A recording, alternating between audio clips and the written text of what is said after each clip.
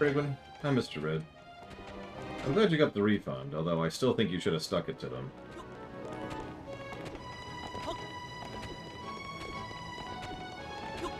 And to proclaim yourself ruler of the dinner, in your case. Hey, Zach Taft. Do you remember how long it took to fill out some of the water over there? Oh, it took forever. Everyone in chat, what's he talking about? Don't worry about it. I'm just remembering all the terraforming I did. It's funny, building's neat and fun and all, but honestly, what I tend to really enjoy in these games is terraforming. And that's really frustrating because terraforming takes forever and nobody notices it. Let me use a direct example. Look at the screen right now. Now, let's assume that I got rid of all of that muddy, slimy dirt and instead just replaced it with sand. You probably wouldn't even really be able to tell the difference just looking at it. Like, not at a glance. But in my mind, it was like, oh, I got rid of all that frickin' slime. I mean, Vietnamese rice bowls are awesome, Brigman, so I don't exactly blame your mother on that one. Excuse me.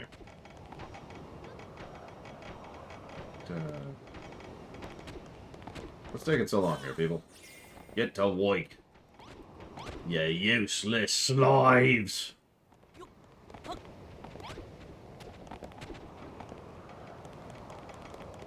Let's get sort my inventory for a minute.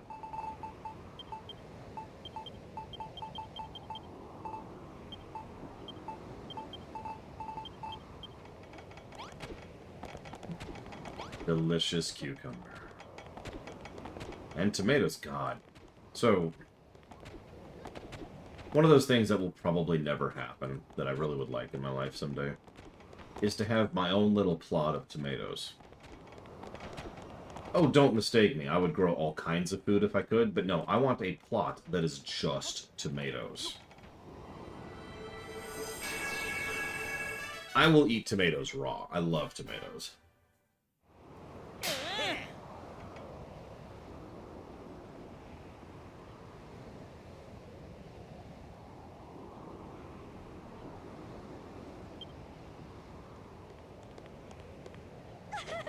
Well, at least FF12 is there, Pillars of Snow. That's something. Exactly, Brigman. Different kinds of tomatoes. You get it. You get it.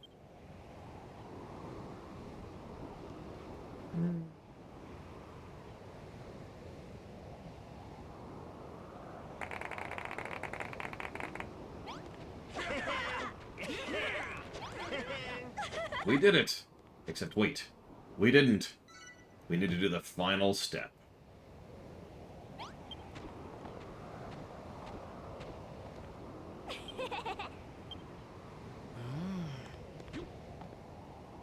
Hang about. I've got a quality idea for the pinnacle. I want you to make it my way. Hold it, hold it. You haven't heard my idea yet. Mine will blow it out of the water. Cease your bickering this instant. I will not permit hostilities to flare up on Lulutopian soil. Yes, that's right. I hereby declare all different conflicts are resolved. Because I can do that legally. There's one way to settle this. Who are you going to go? Well, what are our options? So he wants to do this thing.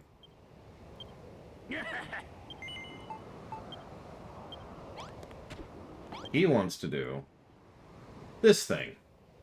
Has anyone in the history of the ever picked the other thing?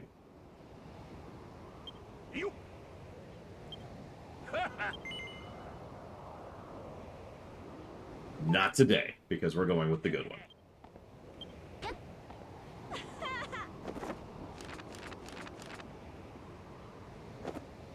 Well, the other thing is there's just a orb at the top of a pyramid. Like a picture of the pyramid comes to a peak, and then there's like a sphere on top. That's it.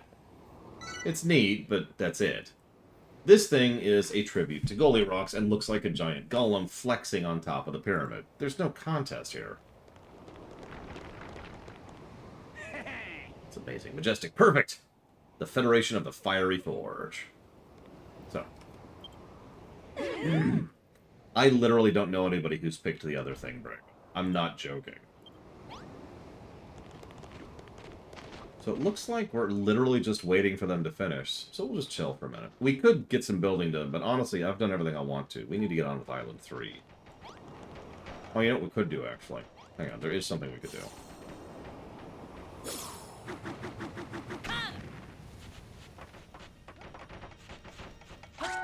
Gather some happiness.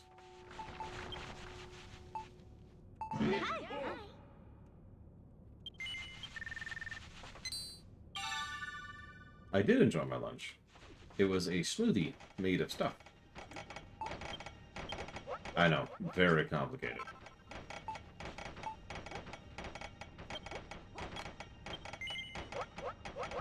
And a bagel.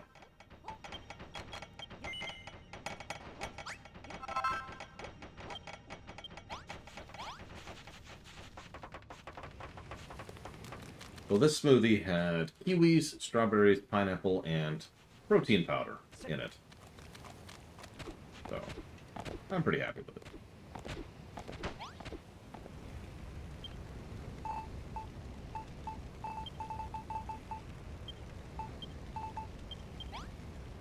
Alright, time to cook cabbages.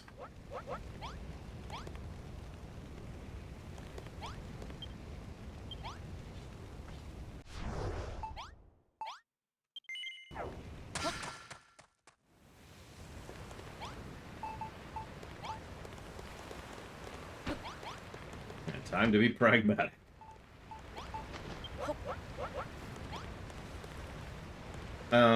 I would say no, they don't have any environmental control perhaps. Yeah, not really. I mean, I sure hope so, Evo, because that's all I had for lunch. What? I came back at 3, which was... Actually, I came back at like 3:55. Or 2:55, excuse me. Which is the designated time. I could make a kitchen. But, it's fine. I might make a kitchen in the new island. Listen, when you say normally, what you mean is lately you've been late more because life has been punching you in the teeth. But I disagree with the statement of that being normal.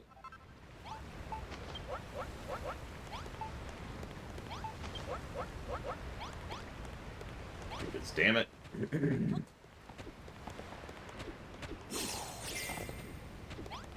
I actually pride myself on my punctuality.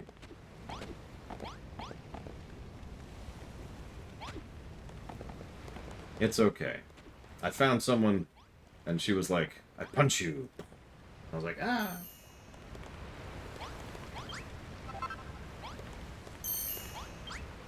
That sounds like a funny surname, doesn't it, Bregman? Who are you? I am Jeffrey Tilworth Scarlecat. Wait, what?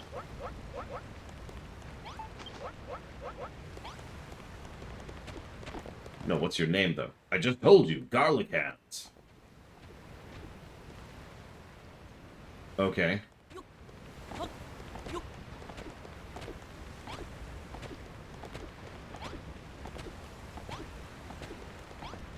Also, I'm picturing a salad made out of literally just pumpkins. I'm having trouble picturing it.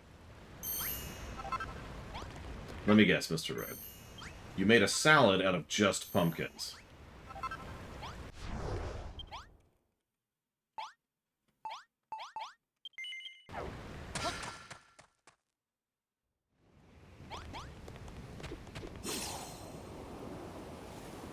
Damn it, Mr. Red, I knew it!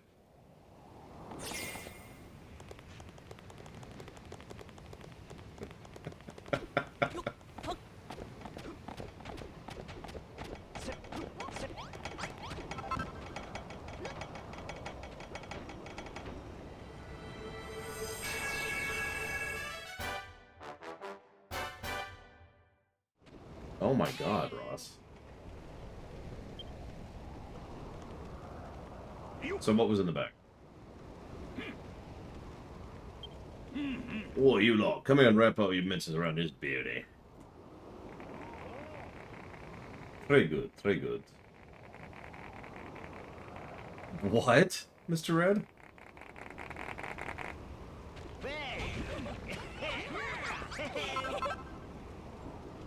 So the pyramid's finally in place. It's perhaps not the design I would have chosen for myself. But I suppose that's what you get when you work with amateurs, especially those of the mindless, muscle-bound persuasion. At long last, our work is complete. So, okay, do you think that it was a mistake, Mr. Red? Or do you think that they felt bad and saw your second order and were like... and then changed their mind?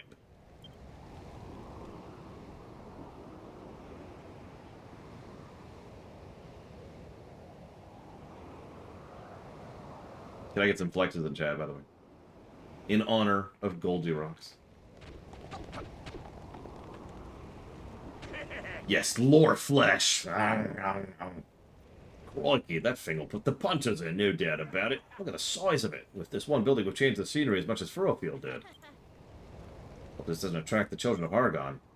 It's only a matter of time before they show up. Yes, we must go after them.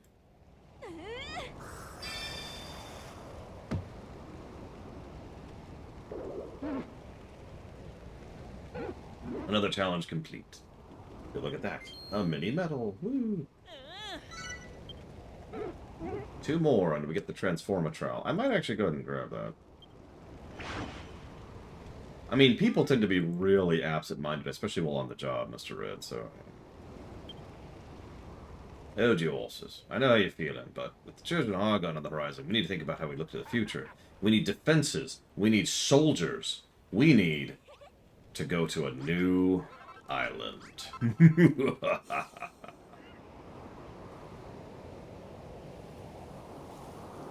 Well, I am glad you at least have your meal, Mr. Red. And it isn't just McDonald's. My question is, how reheatable is it? Of course it can't, Jay Palmer. What do you think? Oh, right.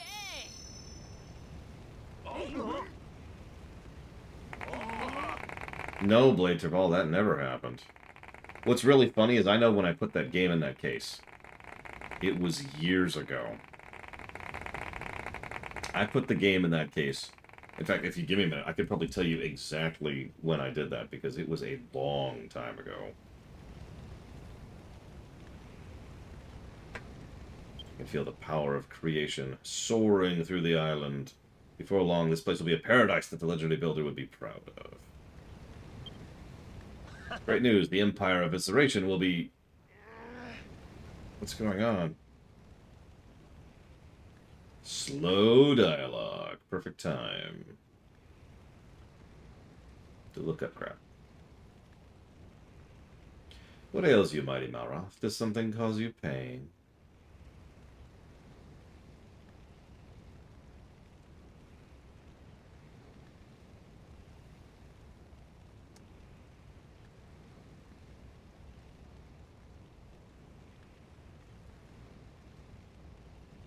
Three years and 9 months ago is when I put that cartridge in there. I see. As the world fills with the power of creation, your appetite for destruction grows. And now I'm going to pour myself a drink.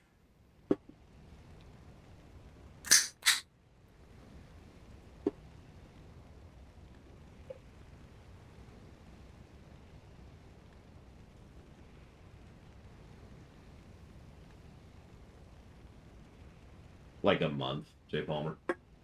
Lies. It's all lies. Does one count, Eva?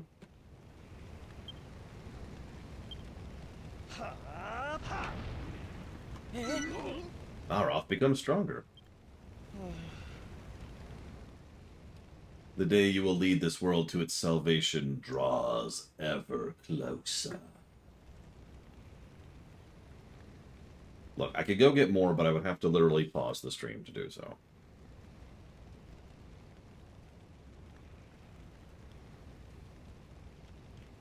But first, you must understand the truth. You must know your own nature. And that's to talk very slowly. I could probably go get water right now and come back, and you wouldn't be done shutting up.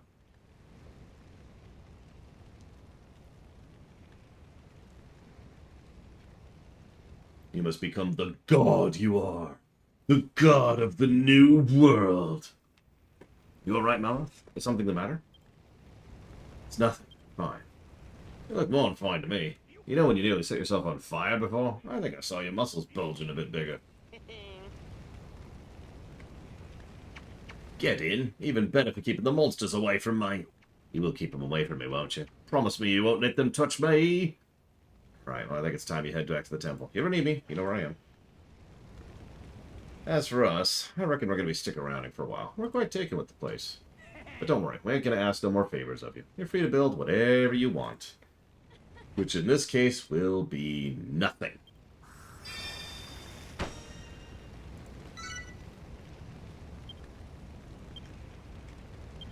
Actually, that's not true. I'm actually going to check a couple of optional targets here. Let's see. Build a room low. Build a changing room. Table, wardrobe, chair, light source. And that should actually do it.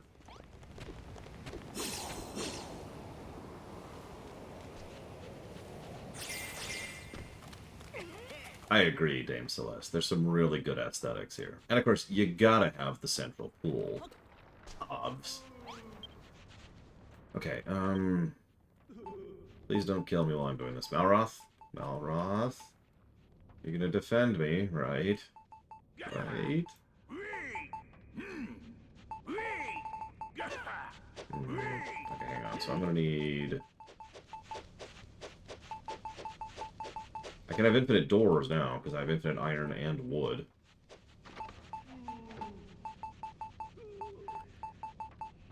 Oh, no, I don't have infinite iron. My bad. Oh, no, I do actually have infinite iron. Right. Hang on. There's... Give me a second, I forgot about this.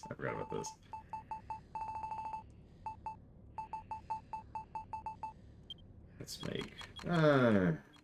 10 should be sufficient.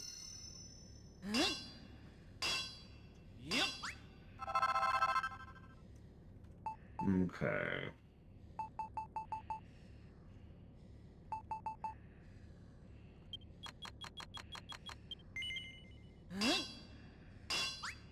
I don't think I said your name, Ross. I could be wrong.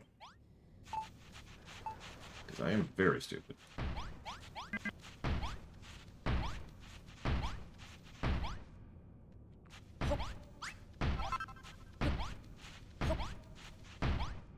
Yes, we have Act, and hopefully we will not be living here when that becomes a thing.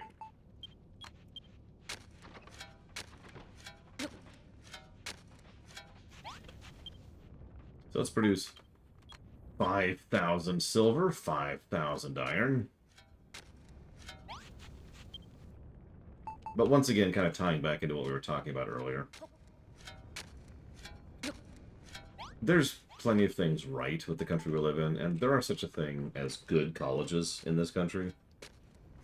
But that varies wildly based on location, and then there's the price factor, and then there's the field factor, for lack of a better way to put that.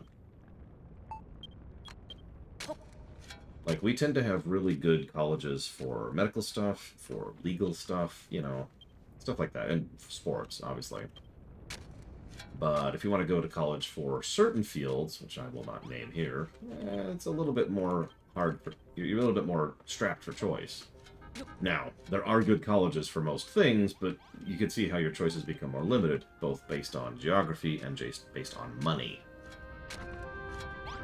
Okay, so now we have tens of thousands of ore being smelted, because this is apparently Factorio now. Back into it.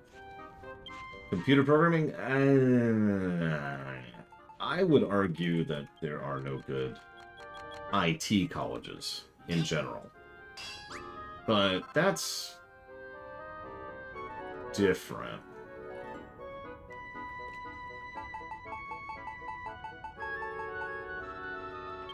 No, she will not, Evo.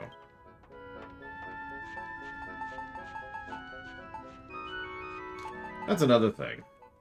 I don't want to get persnickety with terminology, but I was actually looking this up just last night to remind myself. How many of you know what a third world country means?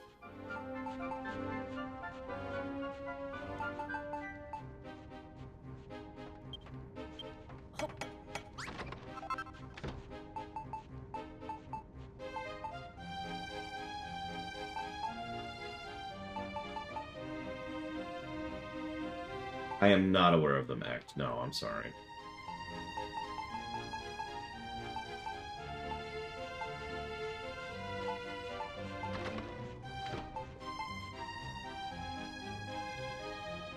See, I'm seeing some interesting answers, all of which are actually technically wrong.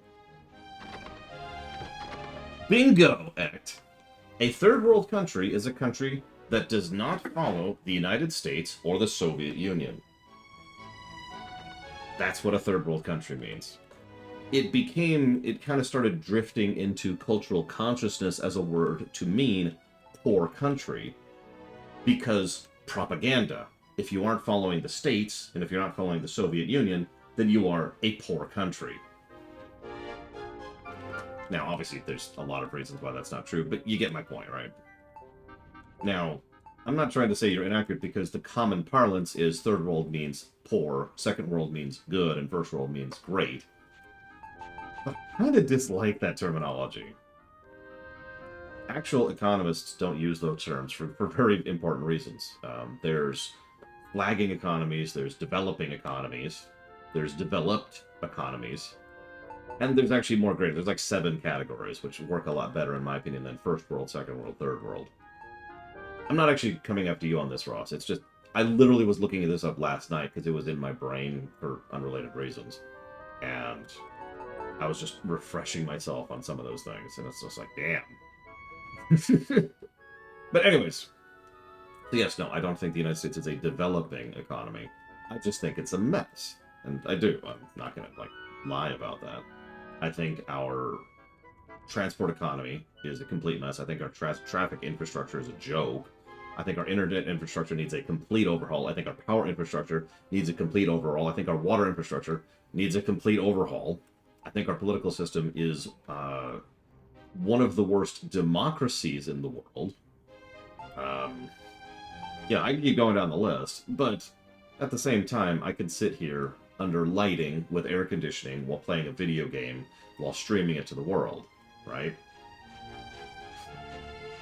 So, I guess what I'm trying to say is that there are some things which...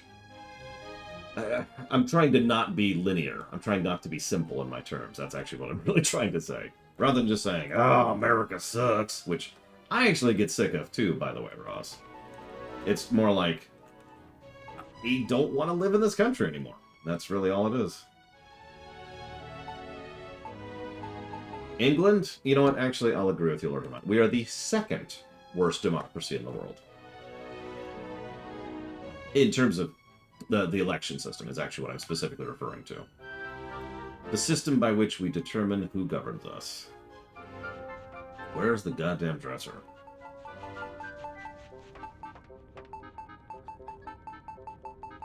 I've got to be just blind. I am not seeing it.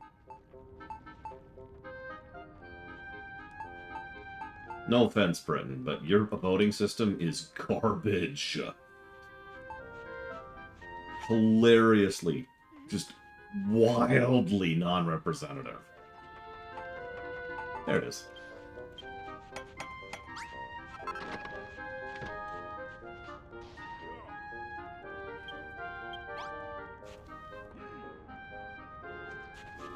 No, it's a thing. I mean, that whole... The stigma, the propaganda that got started around the concept of first world, second world, third world, has stuck with us to this very single day. And, again, no offense, Ross, but the fact that people to this very day use terms like third world country to mean poor crap hole just kind of says how effective that propaganda was for decades, you know? It's kind of interesting to think about, honestly. Okay, so I need...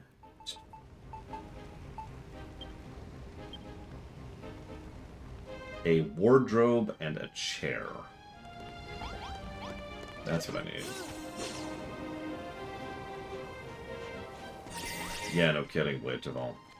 The biggest problem, I'll actually tell you right now, you know what the biggest problem is with the United States election system? A lot of it's tied to the Constitution, and the Constitution is, by design, difficult to change. That's it, that's the problem right there. Now, whether that's a good or a bad thing, well, that's a little bit more debatable. But that's kind of what it all hinges on, right?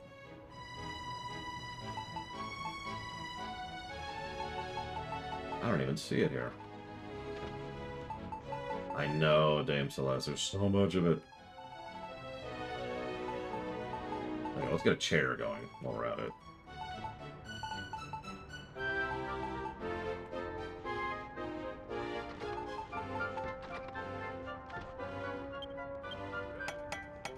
Yes, Crazy Norse. Now, I don't understand that, personally. But if I can use a really fictional example of what's going on here in the States. The Federation of Planets over in Star Trek has this really bad habit, depending on the author, where the Federation worships, for lack of a better way to call it, the Prime Directive. They do. They treat it like religious dogma. They treat it like it's an inviolate rule that cannot be questioned or changed.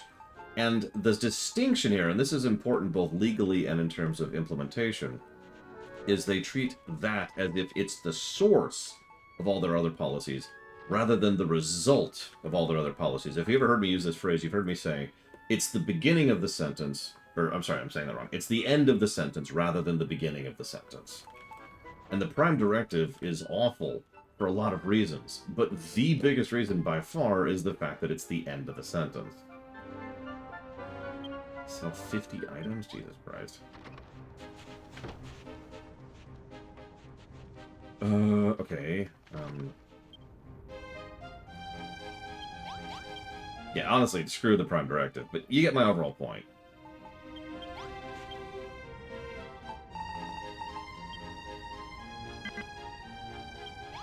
Really? Okay, fine.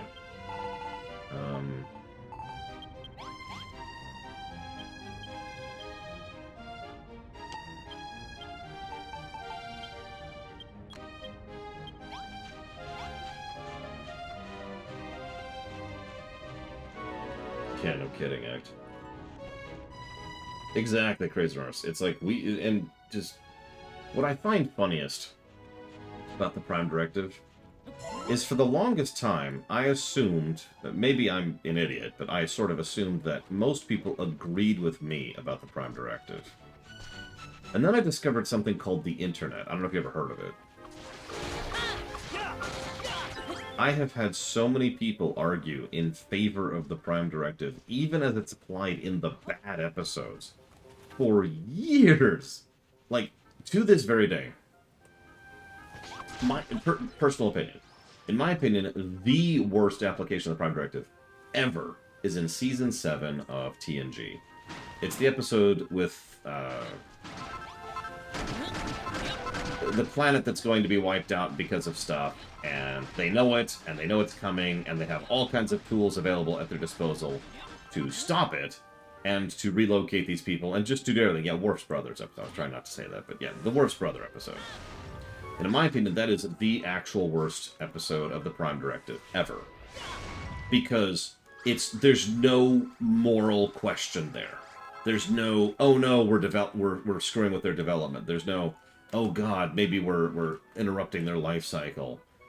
They're all going to be genocided, and not only do they have the ability to prevent it, they have the ability to prevent it in a way that will never be detected.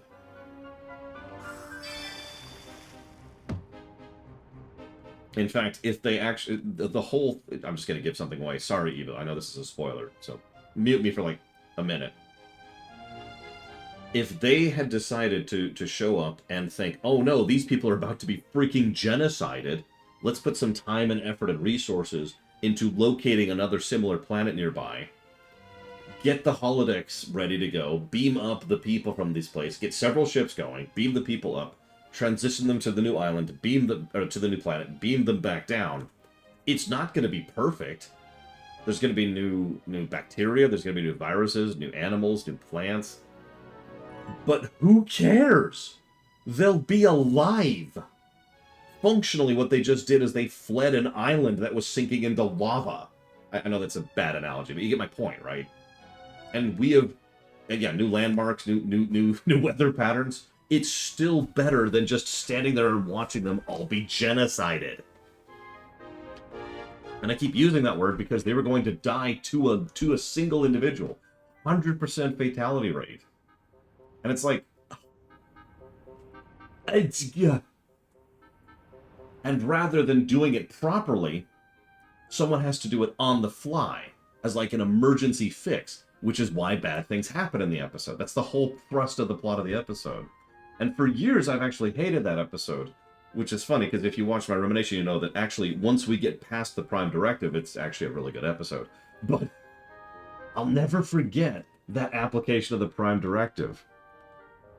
Imagine driving on the highway and you stop and you see a car that's burning and someone's trapped in board, and you not only have a jaws of life in the back of your car, you've got a bucket full of water. And you think, huh. And then you sit there and you stop and you watch. And then when they all die, you say, what a tragedy. And then you keep driving down the highway. Because that's what they were going to do in that episode. Oh. And yeah, exactly. If they had spent time and effort on saving the situation, they might have actually been able to go and, you know, get more than just a small handful of people, like one village worth, and not even a village, really. Like one family worth of people. God damn. Sorry for getting so pissed off. It's just, it really gets to me. On a fundamental level, on a level I can't even explain in words. Now, when do I think the Prime Directive was implemented well?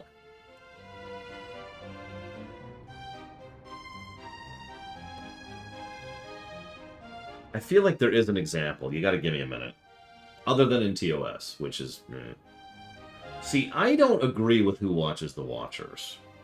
Now, Who Watches the Watchers is one of the better examples. You know what? First Contact. Actually, I agree with that. First Contact. That's a good Prime Directive episode. And I will agree with that. But you'll notice that what they're doing there is smart at basically every interaction, right? Okay, we're going to infiltrate. Not because we have any ill intent, because we want to learn more about your people.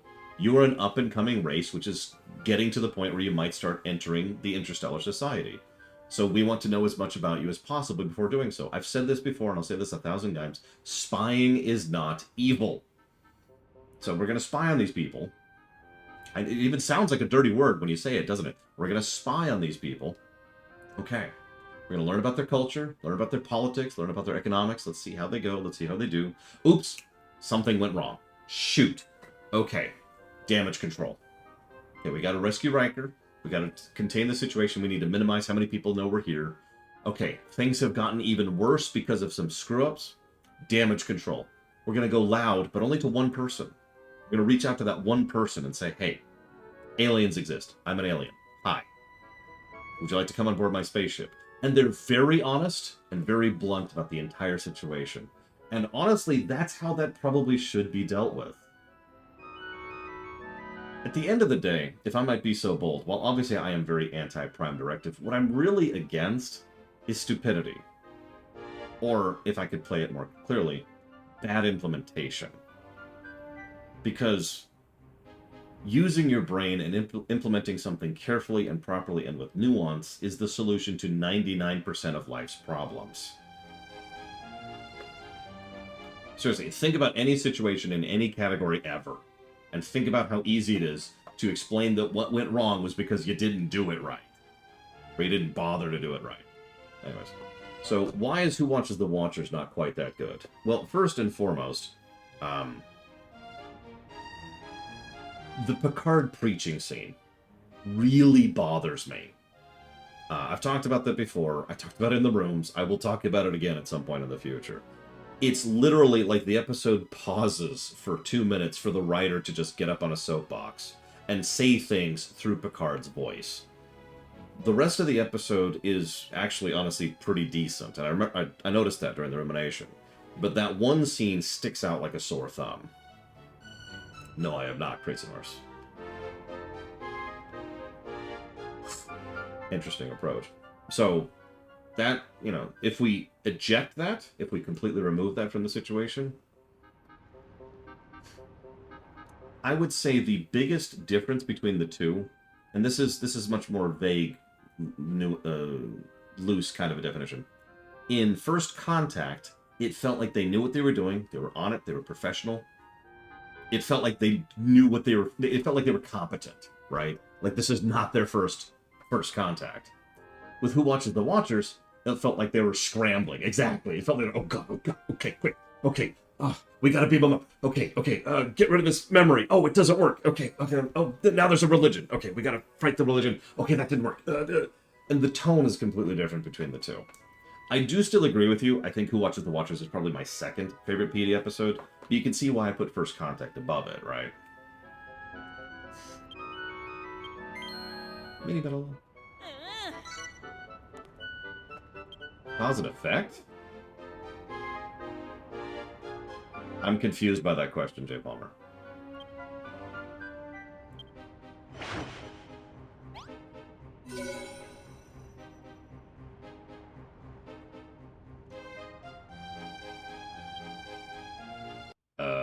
Sure. Let's go Google this. Because I can't be thinking of the right episode. Nope, yeah, that's cause and effect. I was gonna say, what does that have to do with the Prime Directive? That's why you threw me there, Jay Palmer. I'm just like,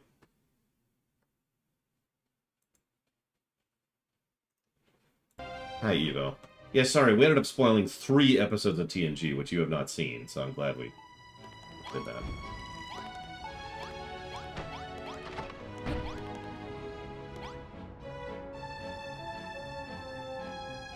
Cause and Effect is actually legitimately one of my favorite TNG episodes. Let's not talk about it. Let's not spoil it.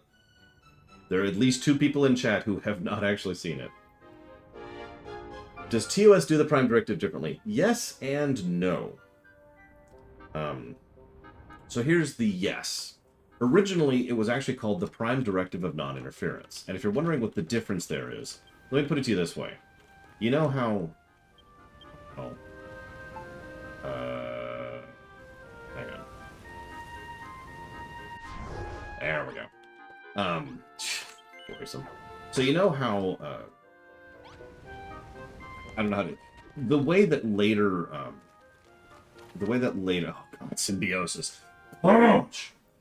See, the way that later Star Trek treats the Prime Directive is as if it's the Prime Directive, as if it's the Constitution, as if it's the Bible, as if it's the governing center of the entire structure of the Federation.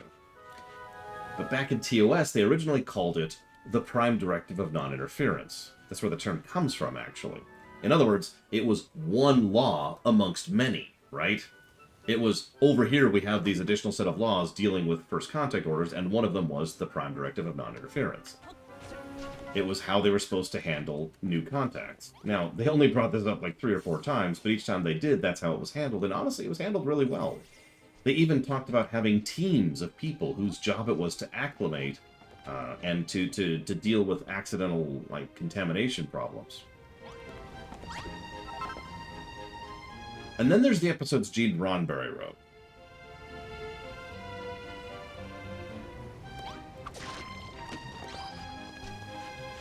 One of those episodes is called The Omega Glory, which I know is the low-hanging fruit here. But, you know.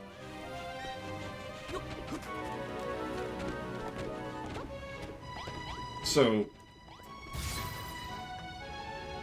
not at all, Jay Palmer. It's Gene Roddenberry thinking he's cute. Spoilers, he is not. It is a war drone. I mean, yeah, Crazy Norse. Correct, Ross. So, in the Omega Glory, which is a bad episode...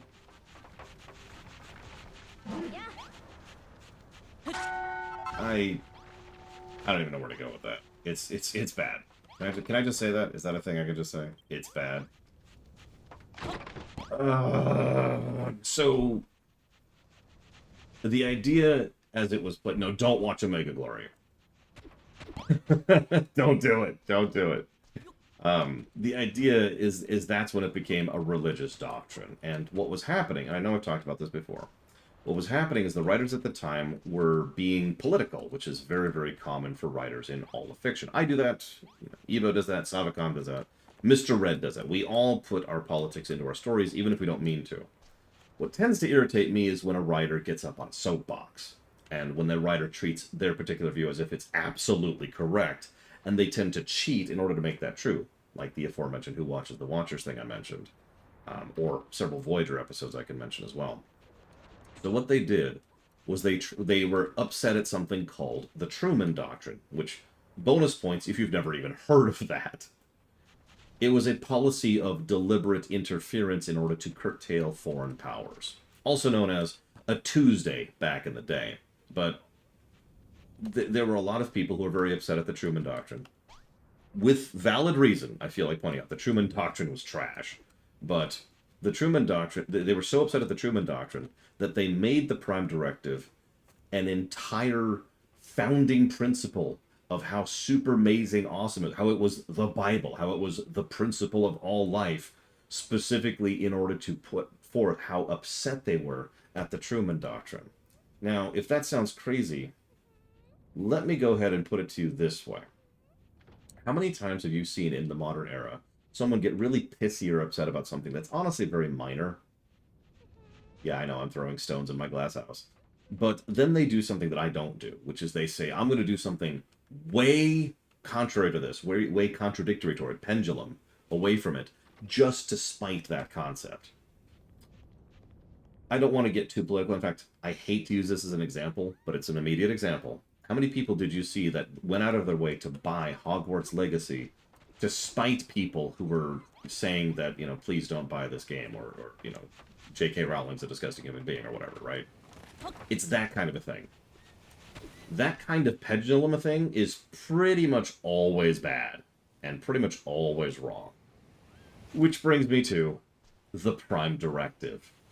Problem is, because they were pushing so hard, and it wasn't just some person on Twitter, or somebody who was trying to buy a video game, it was a creator of a TV show. And so what ended up happening was their little spat of disagreement with a political doctrine turned into a guiding principle which the show was shackled with for literal decades. And at the end of the day, that's probably the thing that pisses me off most about the Prime Directive. Not the mass genocide, that's whatever. I mean, that's just a Tuesday in Warhammer 40k. It's specifically the fact that it all came out of one or two or three jackasses who were just butthurt about something.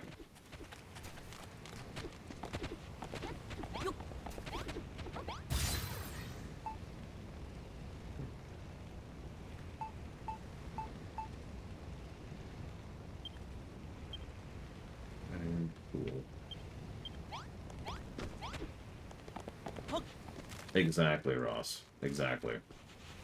We have been shackled with the Prime Directive for literally decades, for longer than I've been alive, because of one person getting pissy. And it's worth noting, I'm kind of with the idea of the Prime Directive, as I've said many, many times. Yeah, exactly, Von Balkenstein. That's actually another example of that. Yeah, that's the cover right there. Well, let's try this, see if this works. Oh my god, J. Palmer, that's messed up. Anyway, sorry, what the hell? We got on that topic for a reason. And it's not just because it's my show and talking about Star Trek is our particular gospel. It's Star Trek, Star Wars, and Warcraft. Just all the way down, okay? That's just what it is.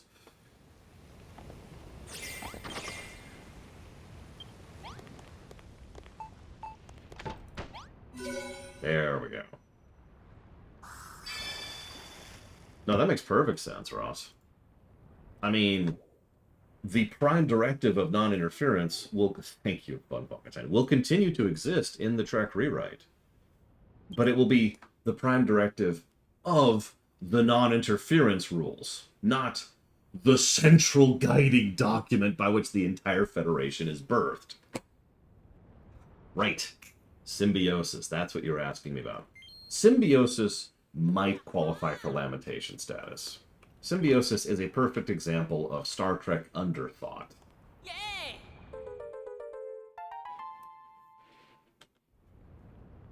So anyways, now we have upgraded the trowel, which is what I really wanted to get. That's always what I'm doing all that. Pen pals is an interesting example because similar to the aforementioned example with oh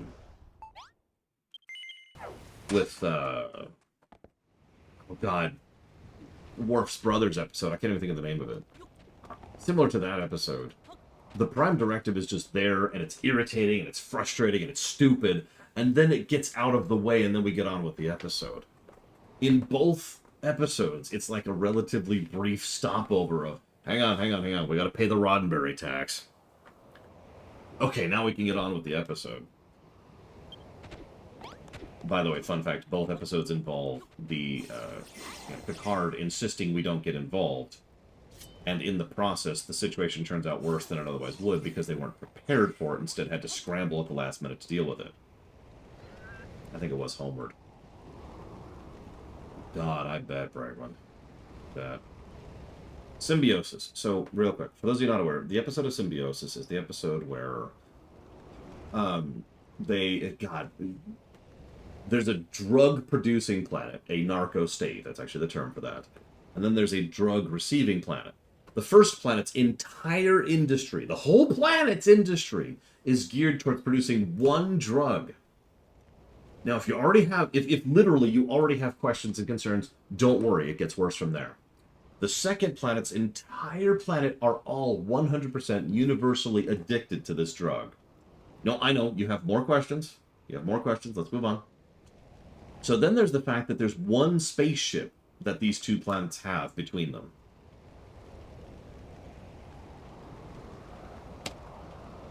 I could honestly stop there.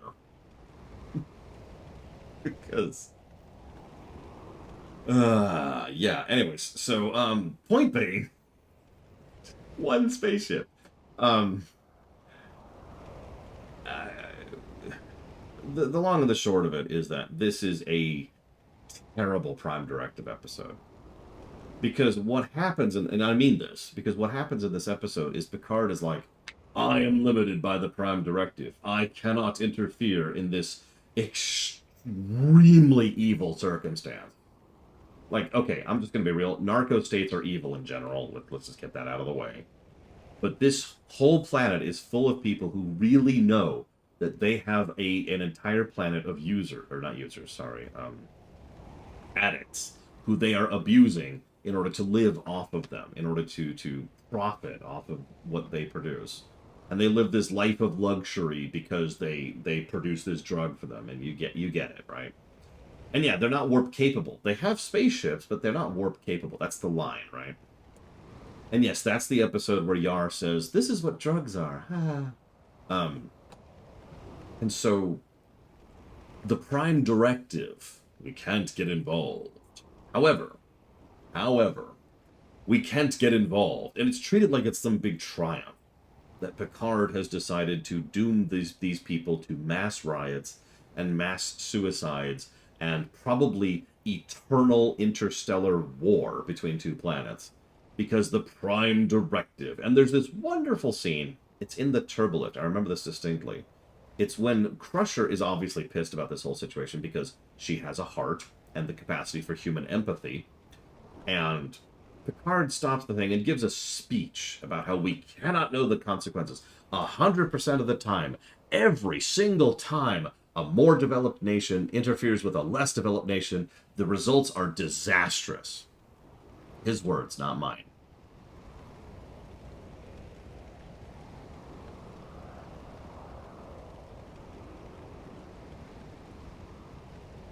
And of all the many things, yeah, that's the writer speaking through the mouth of a character.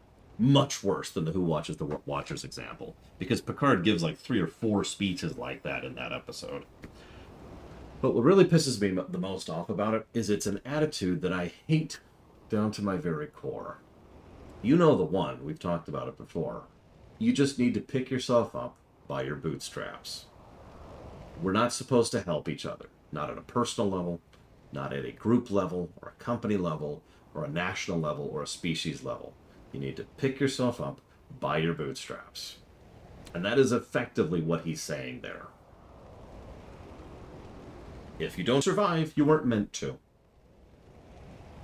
In a later episode, Riker even literally says, if there is a cosmic plan, Is it not the height of hubris to interfere with it?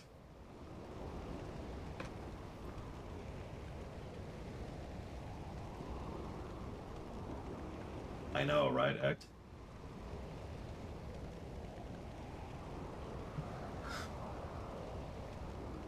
I'm not sure, Mr. Red. Skin of Evil is actually a pretty decent episode. It's forgettable, other than the noteworthy aspect of it. But it's a decent episode. Anyways, I guess we could stop talking about Star Trek for 5 seconds. So Lulutopia is without defense. We need soldiers. We need people who know how to fight. We need to go to an island of never-ending war. Forbidden place where no outsider dares set foot. Moonbrook. You mean the Moonbrook? But that place has been abandoned since the castle was sacked. How could there still be a war going on there? Notice he has no answer to that. What does it matter? Any island with never-ending war raging sounds just like my kind of place.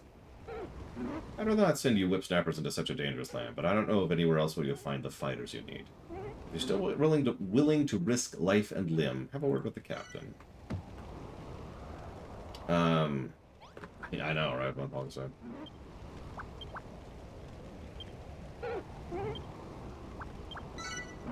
I got a bow. And a Mindenhall garb. And a song. And another song. And a third song. And a mustache. And a Draki cap. That's true, Sean. We should murder people instead. Death to everyone. I'm sorry, I shouldn't be so facetious. I have spent literal decades of my life arguing about why the Prime Directive is stupid. I don't know what to add at this point, you know? So, the Omega Directive, Prime Directive, yay or nay? Actually pretty decent. And I mean that with total sincerity. The line, the Prime Directive is, for the emergency of the duration, or for the duration of the emergency, excuse me, rescinded, actually does make sense in certain circumstances, and frankly, that is one of them.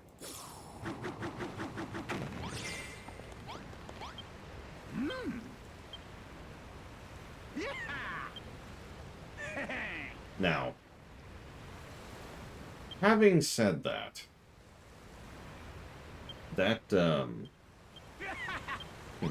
sorry, references to Dragon Quest II, don't mind him. No, I like Omega Directive 2, legitimately. Having said that, the circumstances that they wrote to kind of make that situation be lined up the way it is a little bit because plot. But it still results in a good episode, and I'm still with it.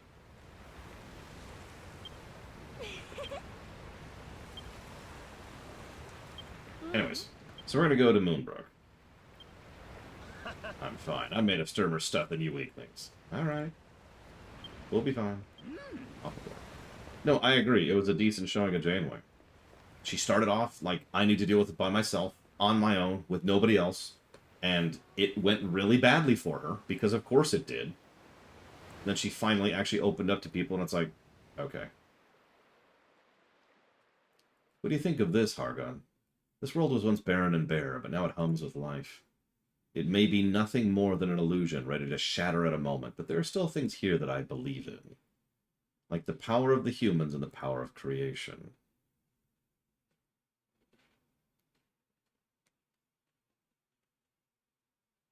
I would say The Void for Janeway. Night is a good follow-up, but The Void is a really good one. I've also got another one that most people don't bring up. Workforce. Workforce is honestly a great showcasing of Janeway as a character, my opinion. I haven't for years, but I have in the past. Workforce is legit. I can't wait to show it to a friend of mine who's going through Star Trek. It's going to be a while, because we're going through an order, but we'll get there. 1159, I like half of. I think I've told you that before. I don't like the dude, but Mulgrew was perfect. Hell, even the sun was perfect.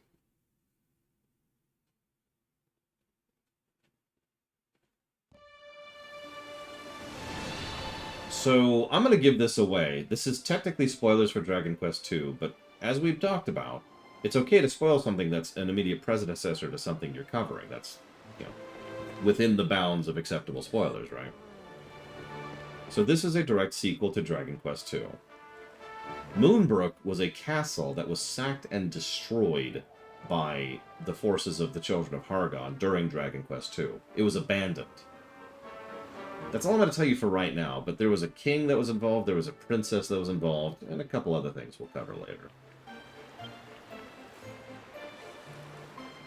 So I'll stay here to keep the ship, do my things, get an email that I need to check really quick. What's all this white fluffy stuff? Oh, mighty slow text, master of slow text.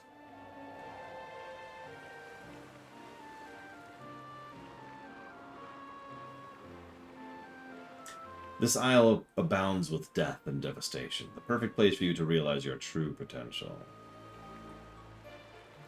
I don't know specifics, so I can't speak to it, I'm sorry.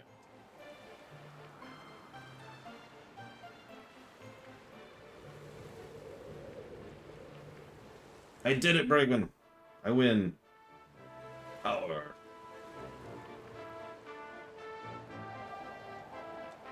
Await your awakening with bated breath.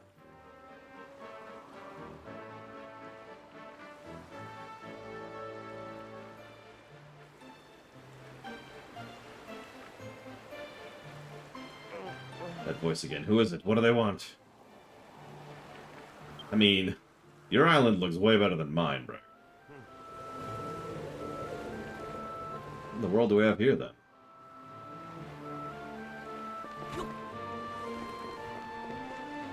Hello. It's not normal for humans to pay a visit to these parts. If you're an ally of the monsters, I suggest you leave now before I drive you out with force. Judging by your vacant expression, it would seem you haven't the slyness for that manner of subterfuge. Perhaps you're not in league with the enemy after all. Yep, that's right. We're too dumb to deceive people. But then what in the world brings you to a place like this? I'd say, a builder. You come here seeking willing warriors to help you fight the Children of Hargon? The builder. Could the legends be true? Could you be the builder to bring balance back to Moonbrook?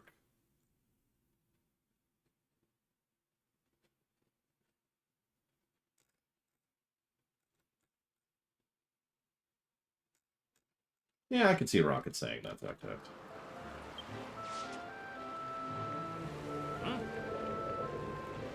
Well met, my lord. Warwick. Captain of the Moonbrook Brigade of Guards, at your service. My good fellow, I require your aid. Follow me, I prithee. Okay, let's go. Go ahead, Warwick.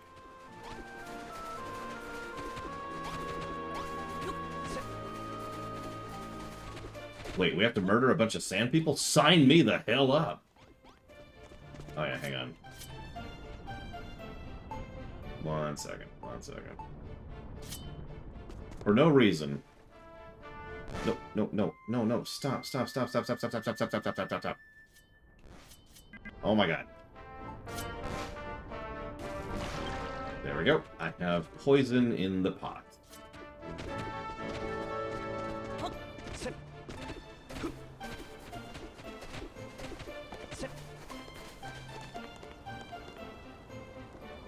Warwick, my boy, you have returned, and with strangers in tow, no less. Don't tell me you've managed to rally new recruits to our cause. Your Majesty, Lord Jerome, glad news. This young fellow is our long-awaited builder, the emissary of annihilation, who will lead us to victory on the battlefield. What? It's not some low japery, is it? You speak the truth?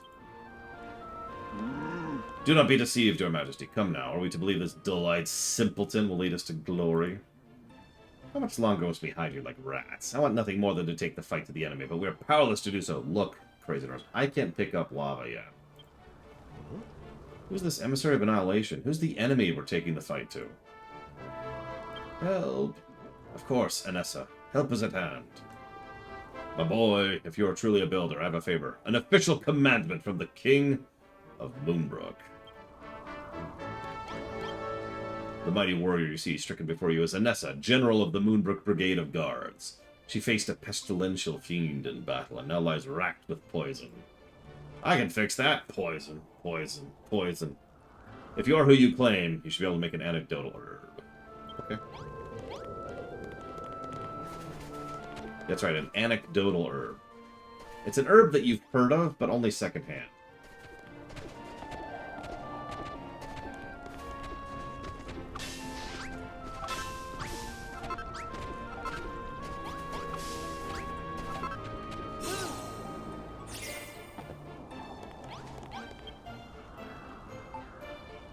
Oh, right.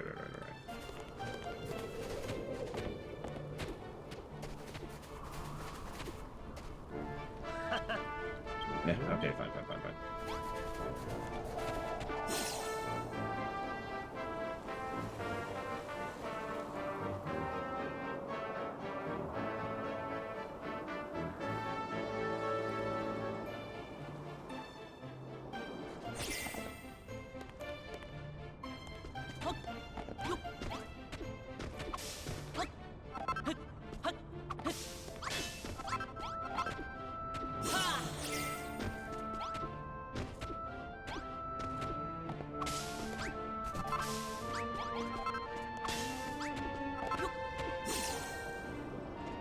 Well, given the specific circumstances these people are living in, Crazy Norse, it makes sense that they are specifically looking for a destroyer to save them. Not even because of the Children of Hargon thing, just, you know. I mean, I guess I don't have to spoil to explain this. If you have been locked in an eternal war with people for years and years and years, then what you probably want is someone to end the war, right? So... a dose of antidotal herb, not an anecdotal herb. There's no doubt about it. You are a builder after all. Give it to me, I prithee. Yeah, exactly. They've reached the Godzilla threshold. What made you do it, Ross? And I hope you actually don't hate it this time. Every one of my friends hates FF6. Well, that's not true. All but 2 of them. You are a kind soul and a brave one, too. To think so brazenly creating, with no fear of divine judgment your unholy actions may incur.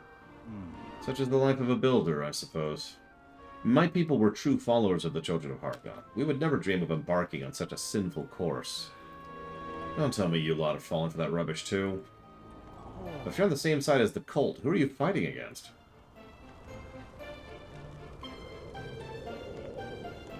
Think about it for a second. Anessa, it's good to see you again.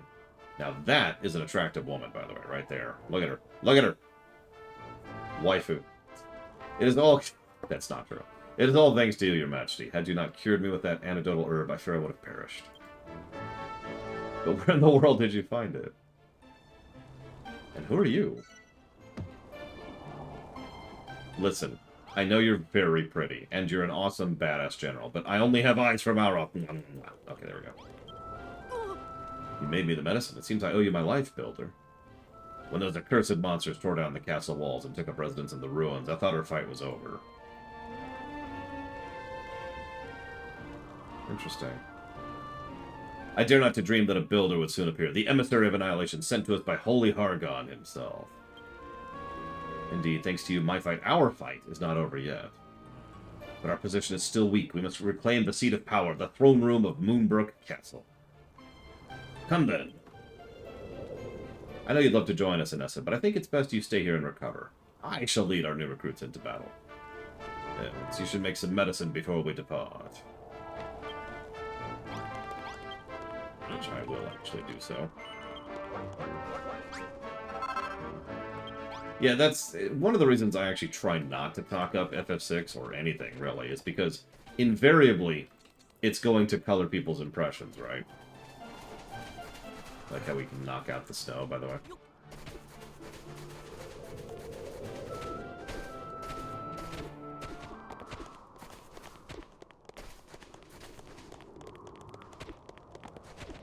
Welcome to Moonbrook Castle, if you could even tell. Looks like a pile of old stones to me.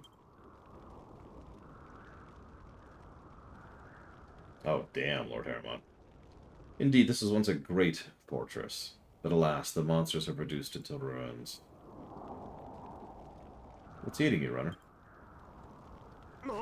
You knew Moonbrook had been destroyed, but you thought it had already been rebuilt by the princess. Yep. So, again, Moonbrook has already been destroyed. And then the princess, who was part of the events of Dragon Quest II, already helped to rebuild Moonbrook. Princess? Where'd you get that idea? Huh? Enough with the daydreams. We got monsters to match. Now that those pesky humans are no more, we've got the whole place to ourselves. Eh? A human? I thought we wiped you out already. Everyone over here, we got some stragglers to finish off. So this is, ironically, the hardest fight in this chapter, right here. I'll explain why in a bit.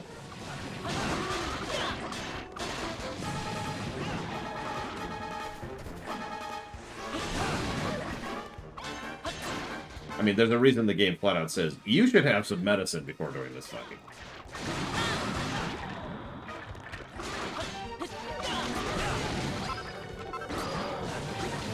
You bought potions, right? Or pills.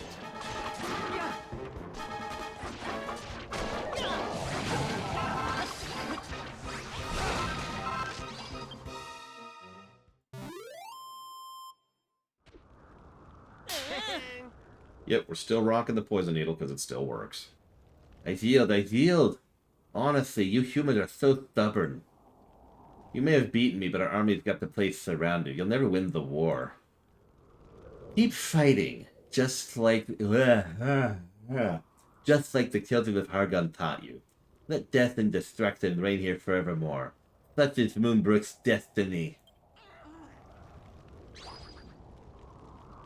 Huzzah! Moonbrook Castle is ours once more. 3 cheers for Runner and Malroth. Hip hip! No offense, Bluey. I don't think taking control of this pile of rubble is really worth celebrating. Just like in real-life war.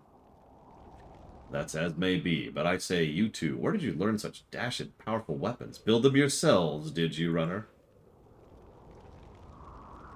Those sinful skills of yours may come in useful soon. No, Trihexia.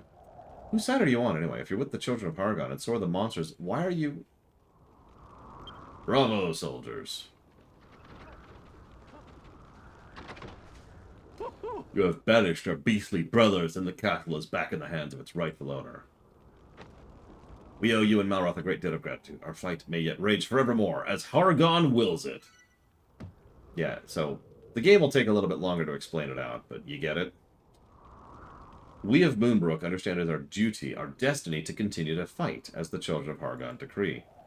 You're fighting the Children of Hargon because the Children of Hargon told you to? Why would you believe that rubbish? Why would we not? As we find ourselves at the brink of defeat, the emissary of annihilation has come to deliver us, just as the prophecy said he would. And lo, a builder shall be sent to these shores to build vast and profane weapons, that Hargon's most loyal children might tear these foul affronts asunder. No act better embodies his teachings than war. No sin is more cardinal than ending the fighting, whether in victory or defeat. It is our fate to fight forever and ever. But with Runner and Malroth on our side, we might be able to win. We can escape this bally old fate. Are you serious? You would defy the children's teachings?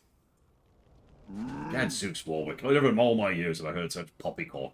As Knights of Moonbrook, it's our sworn duty to keep the war raging, not to end it. Runner, you said you were looking for fighters to join your cause, yes? Well, I know one end of a sword from the other. The second this war is over, I'll come with you. That's why I need your help, to defeat the Children of Hargon, to end the war. Are you with me? No. Please, Runner. Please. Without your building skills and Malroth martial might, we may never escape this cycle of death and destruction. Okay, fine. Thank you so much. I don't want to die in this blasted battle. With your aid, I dare say I shan't.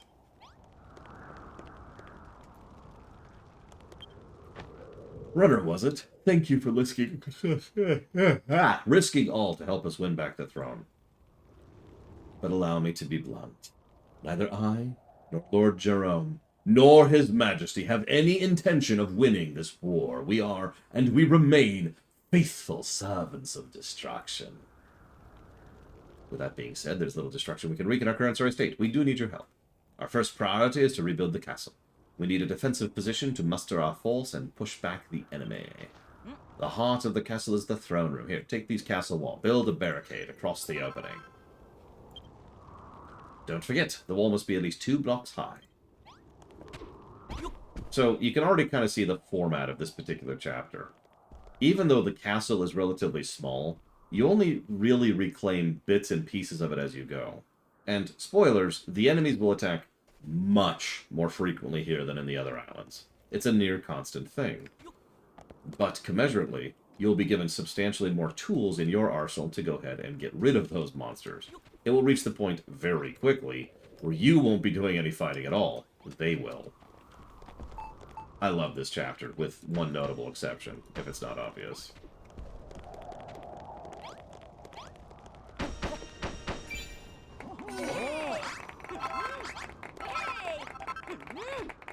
Yeah, I was telling Sis about that last night. By total coincidence, because of her work, we won't be doing the Mario Kart 8 tournament until the new tracks go live.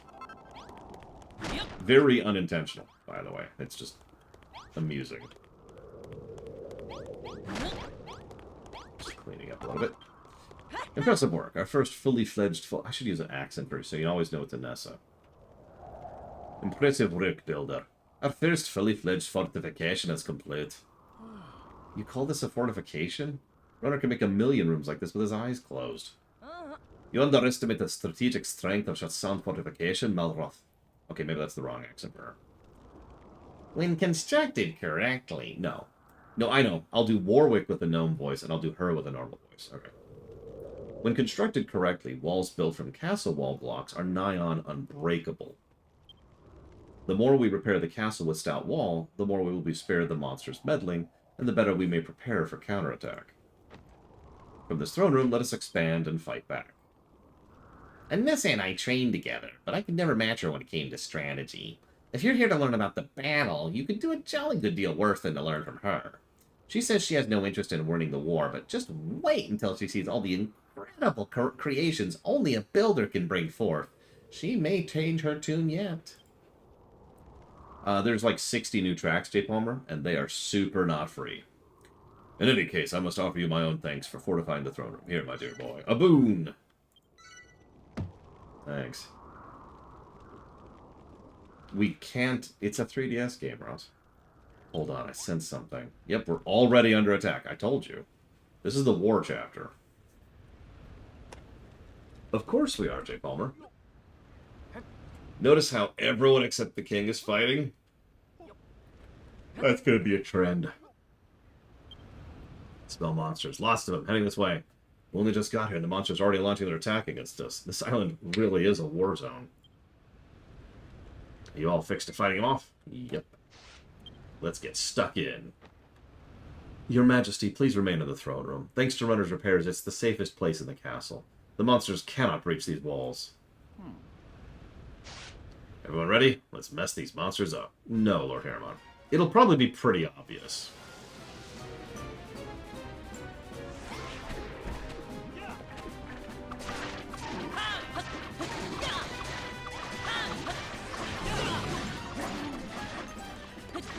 I believe mathematically we've reached the point where we should have upgraded our weapons.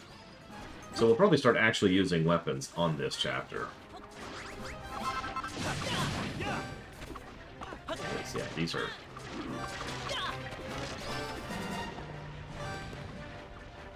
I mean... The former will probably happen, Ross. The latter definitely will not.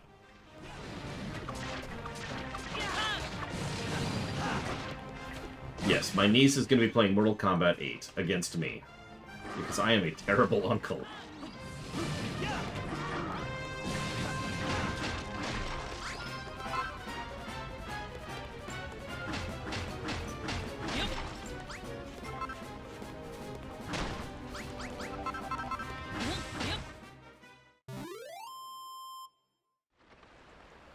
Probably Crazy Horse.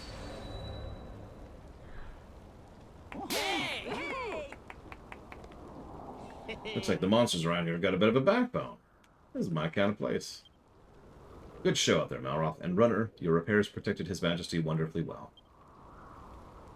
Yeah, you were right about the monsters not being able to get through the walls. Guess you know what you're talking about. Indeed, while our fortifications may currently only enclose the throne room, we now have a safe base from which to expand our territory. Our next goal should be to gradually repair the rest of the ruined rooms with castle wall blocks and expand our sphere of influence. However, the monster's military might is unparalleled. The best we can hope for is to hold off their forces and stave off defeat. I will not stand in your way, Runner, nor Malroth, but believe me when I say this is not a war we can win. As long as I live, I shall fight. That is what the children of Hargon have taught me. And this is my heartfelt conviction. The children of Hargon have us completely surrounded. Breaking the siege will not be easy. Yeah, they got our backs to the wall, haven't they? Doesn't feel like it. Is their army really that strong? Oh? Well, why don't we go and look for you can see for ourselves? It's about time we scouted out the enemy's positions. Very well, Warwick. I'd like you to take these two and form a reconnaissance party. The mountain to the southeast should afford you a good view of their forces. And be sneaky about it. You wouldn't stand a chance in a direct confrontation with their entire army. I don't know, I've got a needle that instantly kills things.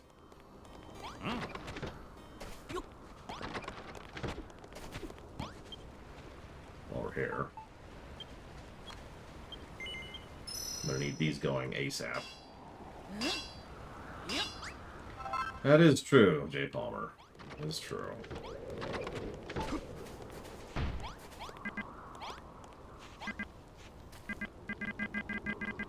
Why not?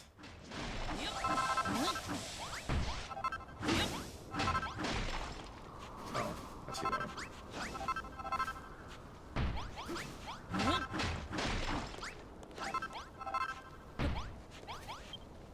Alright, let's get some iron going.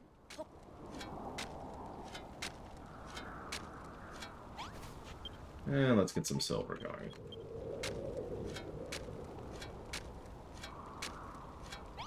Honestly, I should probably try to get a second forge going so we can get some copper going as well.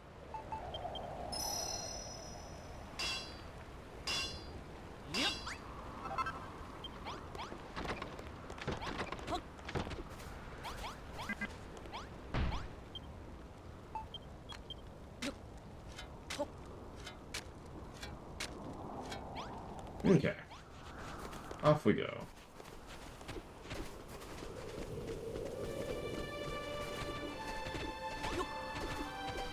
Nice music for this area, too.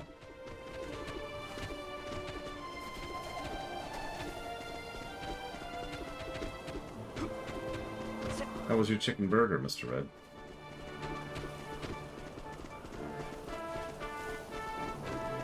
This is actually probably my favorite song in the whole game, by the way. There's one other one, but this is a really good one.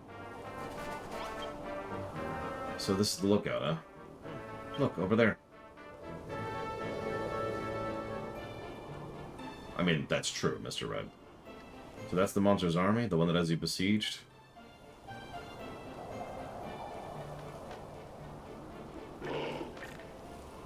Scouty skeletons defeated by pesky humans. Rumors must be true then. Builder come to island. This good news. War not over yet. More fun fighty times ahead.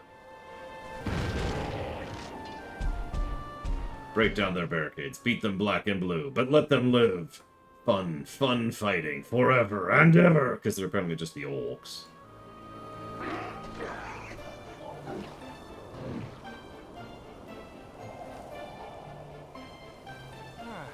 Satisfied, Malroth? The fiends will stop at nothing to see us suffer. And this is only their advanced guard. Anissa may have a point. Ugh, don't get me started on the whinging windbag. She can take her heartfelt conviction and stick it where the sun don't shine. What's a conviction, anyway? Whatever. We'll get back to the castle. That troll seemed pretty keen to get the party started. Right, let's go back and prepare for the party, so to speak.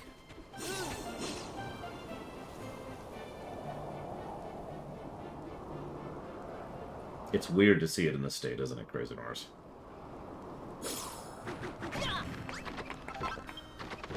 I see you back from your little scouting expedition. You're on, Devo. As you can see for yourself, the monsters have us completely blockaded. We can't simply walk out of the front door whenever the fancy strikes us. At this stage, our best, I dare say our only, course of action is to gather what resources we can and use them to fortify our position. And we must be swift. It would seem the fiends are preparing to sally us forthwith.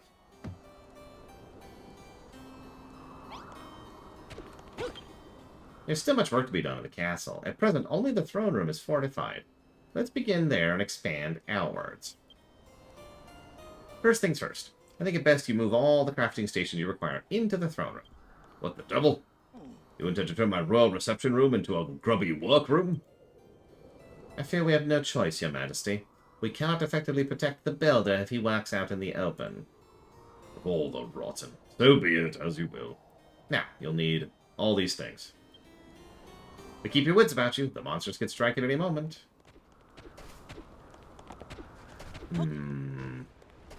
So, you probably know what I'm going to say, Zacta. Yeah, I think that's a terrible idea. It would honestly kind of be the equivalent of being like, yes, I know the monsters are attacking again. By George, I never expected the monsters to strike so soon. It's like that Bally Troll said. They're going to keep attacking, wave after wave, forever and ever. Don't let them distract you from the task at hand. We'll hold them back. Yeah, blah, blah, blah. Okay, so here comes another wave of attacks, as it is wont. But no, it's like saying, hey, Boba Fett has decided to become a Jedi, or, I don't know, oh, Han Solo has decided to become a Jedi. Like, no, I'm very against that idea. If we wanted a game or a setting with all Force users, then we would have a setting with all Force users. Now, having said that, that's actually an interesting idea. What if everybody could use the Force? I know what you're going to say in response. Oh, well, that would just be the Old Republic, then.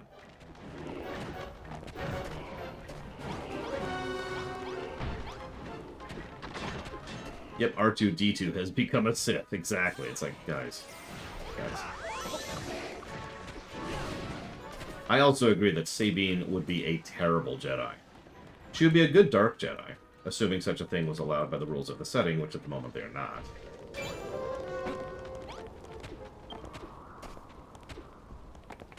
Still.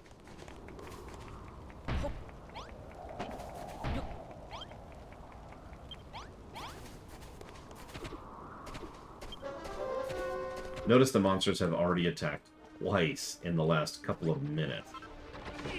Capital work. Now that the crafting stations are secured, the rebuilding work can begin in earnest. Alas, those skeletons have us surrounded. With their watchful sockets ever fixed upon us, it may prove difficult to leave the castle grounds. But leave we must. We shall have to step outside at some point, if only to gather the many materials needed to rebuild our defenses. All we have here are ruins and rocks. The best approach may simply be to slip from the castle swiftly and stealthily, gather what resources we can, and then hurry back before we are discovered. Alright, Runner, you focus on building and gathering. I'll smash the monsters. A gatherer and a hunter, huh? Seems you two make a good team. Allow me to join the team, too.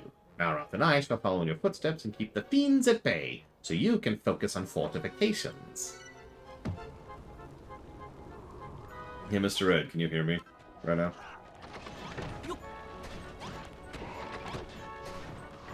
Random question. I just thought you might be amused by something. Damn it, I need grass fiber. Oh my god. Oh my god. Oh my god. I'm gonna die. Holy crap. Holy crap. Oh my god. Okay. So this is this chapter in a nutshell. Funnily enough, both of my favorite chapters from a gameplay perspective in Dragon Quest Builders 1 and 2 are the ones where you start off on the severe back foot and have to walk uphill in order to get back to some semblance of, normalcy. Go figure. Okay,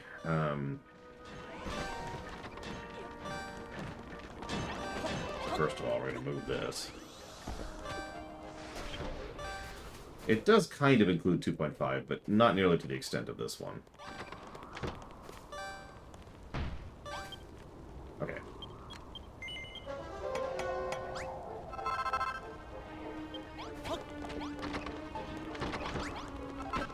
Notice the monsters have already respawned. Just frickin' instantly. Gadzooks, Builder. I don't know why you came to this accursed island, but ever since you've arrived, the monsters have grown even more fierce. I'm sure young Warwick has told you already, you mustn't waste your precious time trying to fight them off. Just ignore them. It'd be better served retreating to within the fortifications. We shall join you there once the beastly beasts are bested. Speaking of beasts, I have the most beastly hunger. You don't happen to have anything I could eat, do you? You know what they say about armies and what they march on? I may not do some marching, but it's hard time I do some munching. We have a potato patch, but the thing's snowed over. And for the life of me, I can't remember which one of these piles it's under. Be a good sport. Dig up a potato for me, please. Yeah, sure.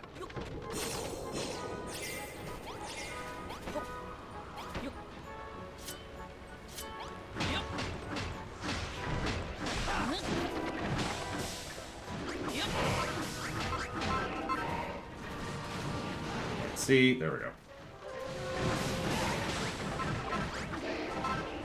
Alright, tell you what, Crazy Horse.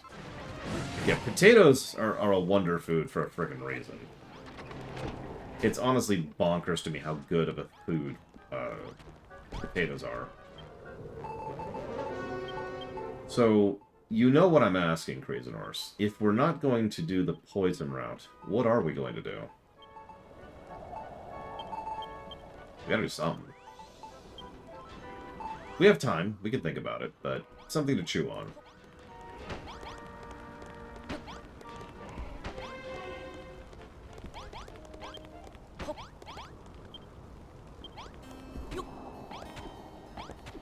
Hi, Bragwin. I actually had a lot of... one of those stupid little, it would be nice someday kind of a deals. It would be nice someday if I could actually have a thing like, I don't know. Imagine eating different varieties and different styles of cooking of a potato just for an extended period of time, you know? I don't know, I think that'd be kind of cool. Stupid.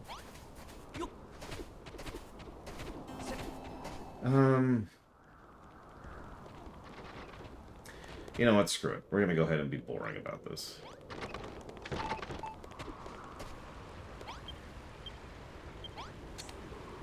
I've never had smashed potatoes. I've had several examples of twice baked. Those are fun.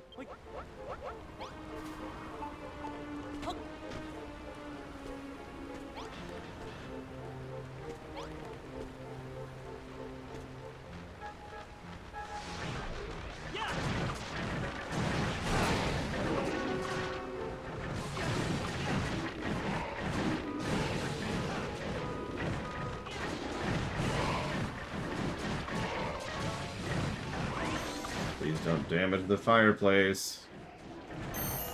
Thank you. Ow. Excuse me. Excuse me. Excuse me. Excuse me. Excuse me. Jesus. The worst food I've ever had at a restaurant? Well, by default, it's going to be one of the ones that gave me food poisoning. So, let's see. What's the worst food poisoning incident I've ever had? That would either be Outback Steakhouse or Red Robin.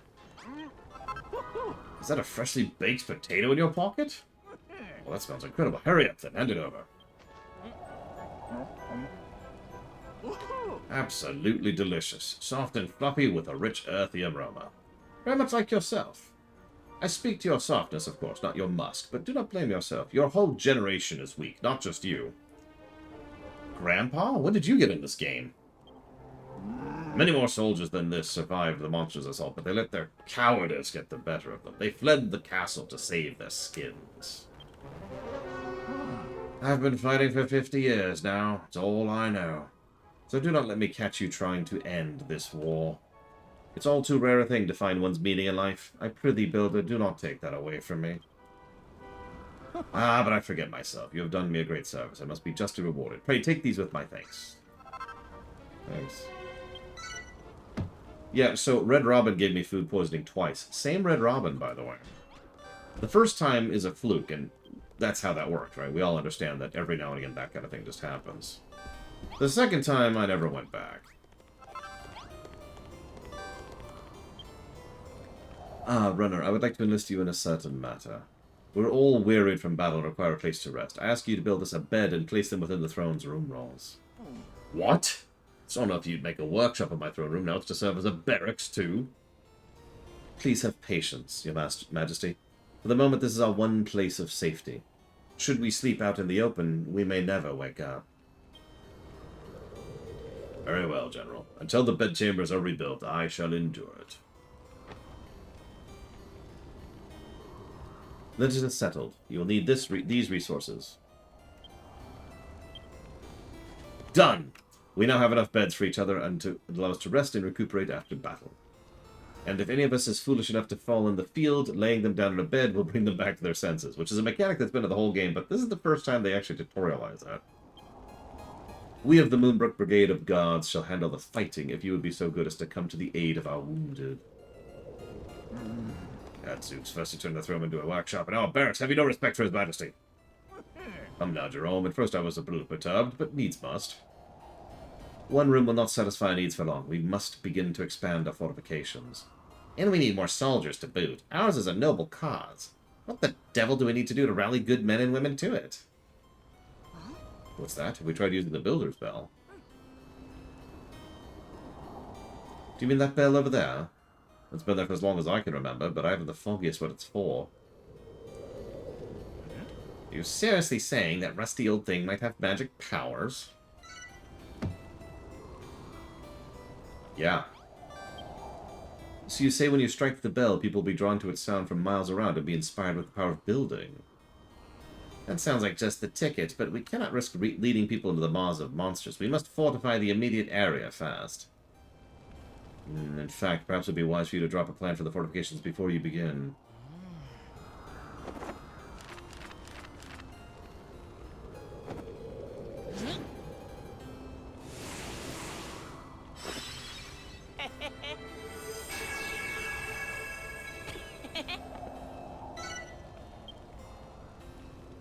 Okay.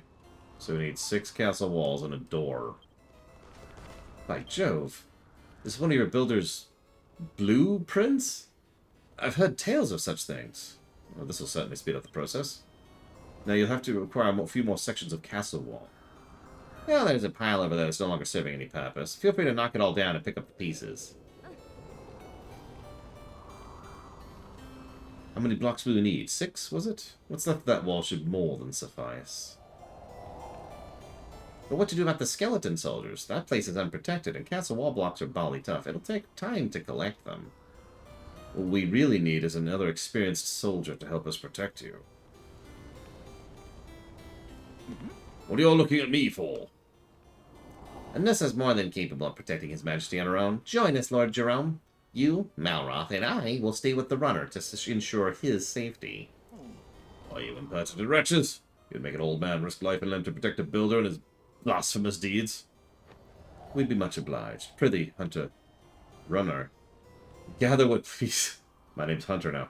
Gather what pieces of wool you need and use them to protect the blueprint. Also, I'm on the verge of death. Yes, we know. We just don't care. Okay, just thought I mention it.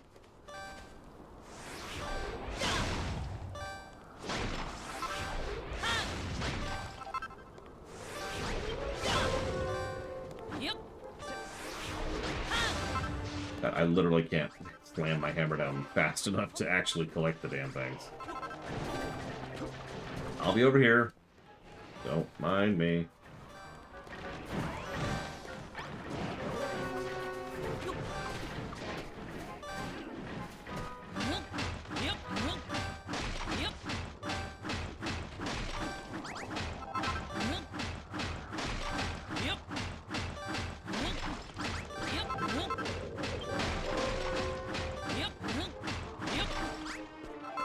There we go.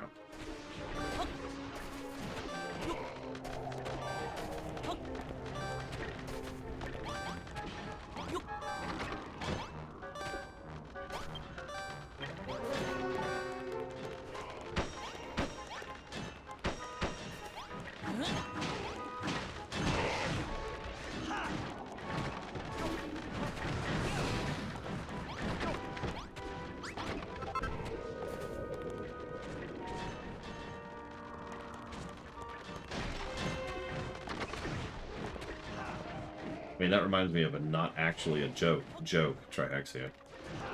The joke goes, do you remember the potato Irish famine? Or the Irish potato famine? To which the response is, which one?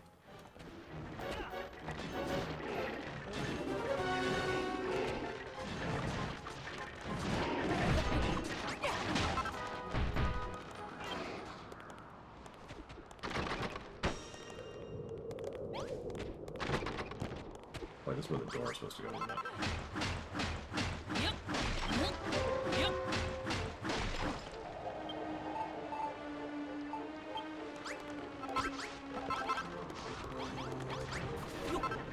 They actually knocked out my building thing. Oh my god.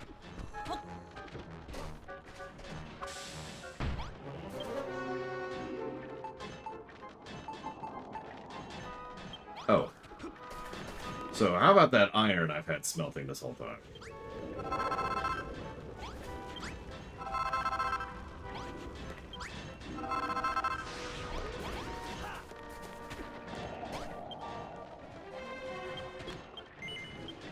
Okay, that's probably too many. But whatever. Yeah! Sorry.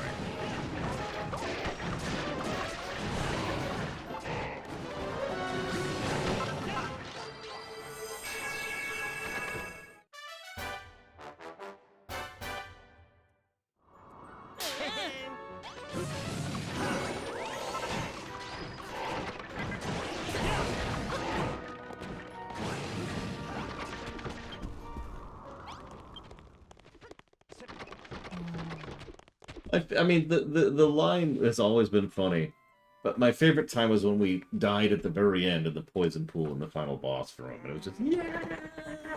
It's just over and over and over and over again. Well done, Runner. The walls around the Builder's Bell are as good as new. Our safety zone grows ever larger. That's all thanks to me. You young whippersnappers should learn a thing or two from your elders. Oh!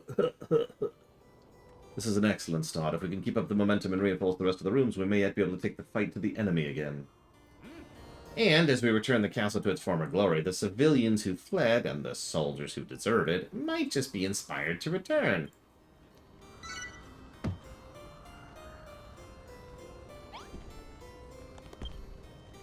I've tried ringing that bell before, but no matter how I struck it, it would make no more than a dull thunk. Little did I suspect only a fully fledged builder could ring it. Go on, give it a good thwack. Okay.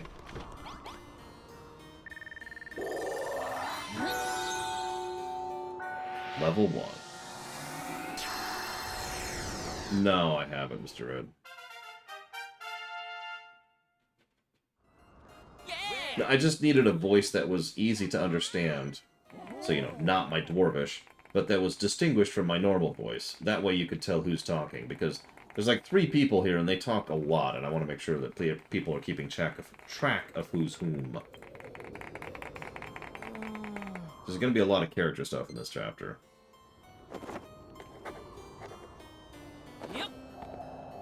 No, the one I don't like is Inessa. The frickin' zealot twat. Whoops. God, Zooks, what a terrific toll. The mere sound of it has me feeling 50 years younger. What the? What? That was weird. My hands were off the keyboard and mouse, and it was just clicking through it. Anyway, let's give a hearty welcome to our new friends. No, wait, come back, come back! We heard the bell, and our hearts were filled with hope? Is Moonbrook finally back in the fight? And I never, if it isn't Zara. Zara's a fellow member of the Moonbrook Brigade of Guards. When the castle fell, she led the surviving townspeople to safety. The old place looks so much more lively than last I saw it. Who's your new friend, Warwick? He doesn't look like a military man. This is Rana. He's a builder, don't you know? He's helping us repair the castle. A builder? Heavens forfend! Blah, blah, blah. The monsters have been trying to hunt us down ever since we made a run for it, but Zara's kept us safe. Now it looks like our running days are over. You can say that again. I'm as big a believer in the children's teachings as the next girl, but living in a castle's got to be better than dying in a cave. Builder or no builder.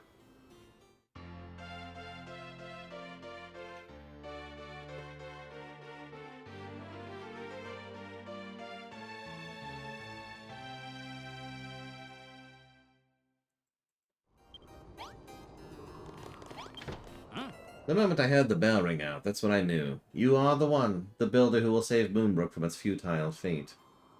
I know now what must be done. I must abandon the children of Hargon and become a builder like you. Warwick, are you serious?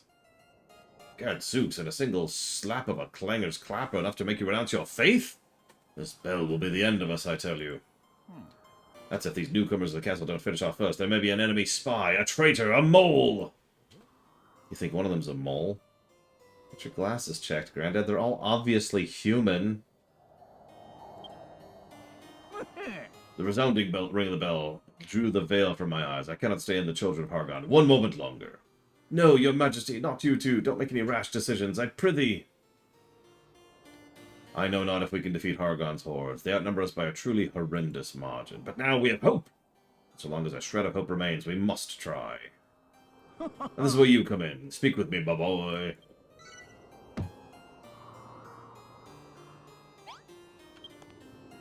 Hear me, my subjects. I speak not just to Runner, but all citizens of Moonbrook. For many long, grueling years have we done battle against the monster's beastly brigades. It was our duty as faithful followers of the Children of Hargon to keep the fires of war aflame. But no more! If the royal castle can be rebuilt, our army strengthened, then we may yet end this war and emerge victorious. For this, we need your help, Builder. This is my decree. Step 1. Rebuild the castle. That's it. So you're not going to just fix up the castle. We get to bash the baddies blockading the place too? This one might actually be pretty fun. So far it's all been build this and build that. But now we get to smash some skulls. Count me in. Warwick, my boy. You are the finest swordsman of all of Moonbrook. You'll be responsible for Runner's safety. See that no harm comes to him. And yet... Oh my god. Anessa, you are my most cunning strategist. I leave it to you to guide Runner in expanding our fortifications in the most efficient manner. Your wish is my command, your majesty, but I feel I must voice my objections. I cannot abandon the children of Hargon's teachings. I cannot become a builder. Please do not command me to do so. Very well, your hard-headedness makes you a fine soldier. I would not wish to soften your stance before you're ready. Hear me, my people. Whether you seek victory or merely to prolong, it is crucial the castle be rebuilt. Though it may take all our combined strength, we will restore Moonbrook to its former glory. For Moonbrook! For Gnomeregan! His Majesty speaks the truth. I am a hard-headed soldier at heart. I cannot renounce my faith any more than I would defy my king's orders. It is the fate of every citizen of Moonbrook to fight till their dying breath. Any attempt to end the war is the most abominable heresy. Everything's always heartfelt conviction and abominable heresy with you, isn't it? How about taking that stick out of your backside and using it to beat up some bad guys? Malroth, would that I could.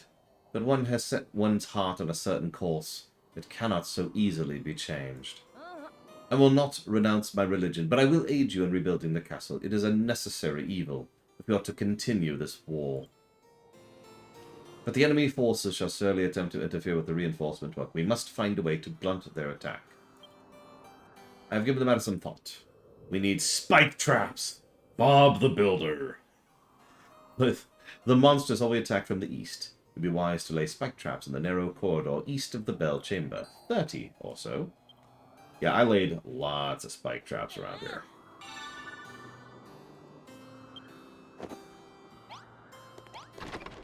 Whoops. Double whoops. Triple whoops. Oh, the whoops.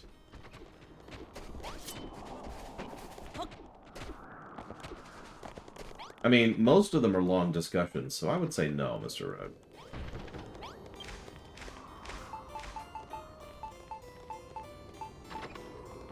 God dang it, I apparently ran out of iron making my 50 doors. I regret nothing.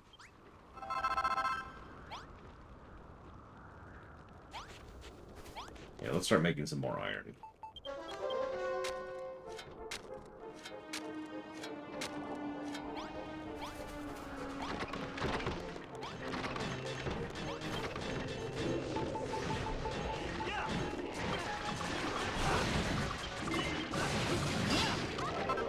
Yeah, some of you remember last time I just layered this place in spikes. Just everywhere.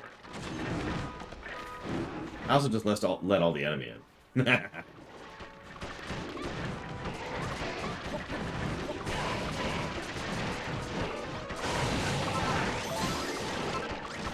Don't mind me.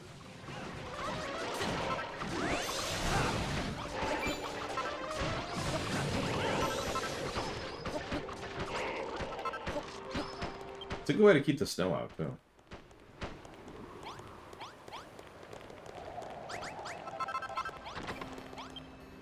You place the traps. Excellent work. These spikes will take their terrible toll on our enemy even before they come to grips with our deadly soldiers. The more of them you place, the better. Warfare is not only about charging headlong into the enemy, it's about exploiting the weaknesses of your foes, in this case their own aggression. Our own soldiers are fleeter of foot than the average fiend, but fill these halls with spike traps, and the invaders shall draw closer to their doom with every step. This is a merciless, war-torn land. You are a builder, not a soldier. One must use what skills one has to defend oneself. As you well know, our number one priority is to rebuild defenses and expand our territory, because we are playing as Britain today. As such, I'd like you to join to another room. At present, our food source is woefully undefended. The potato patch to the south must be secured. I bid you drop a blueprint. Okay. I actually don't know Crazy Norse.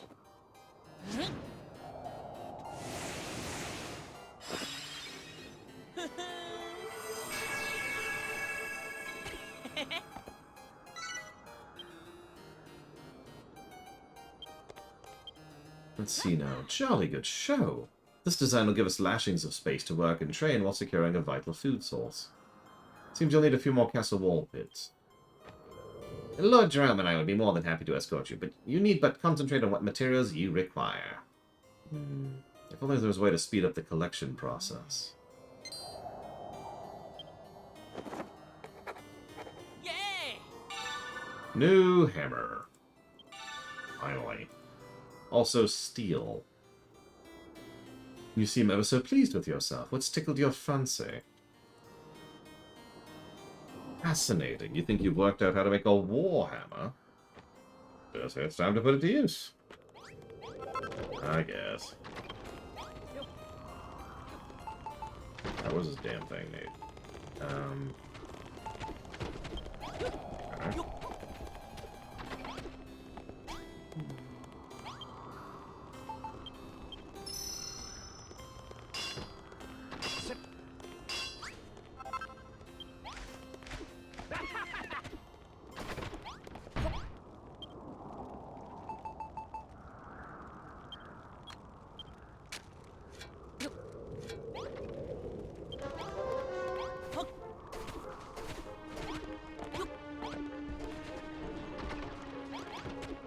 Yeah, I got rid of all of my viewers because we sat and talked about Star Trek for like 30 minutes.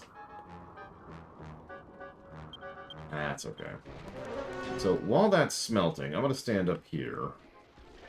I'm going to AFK for a couple of minutes. I just saved, so if I die, it's not a big deal. But I'll be right back. I have to do a couple things really quick.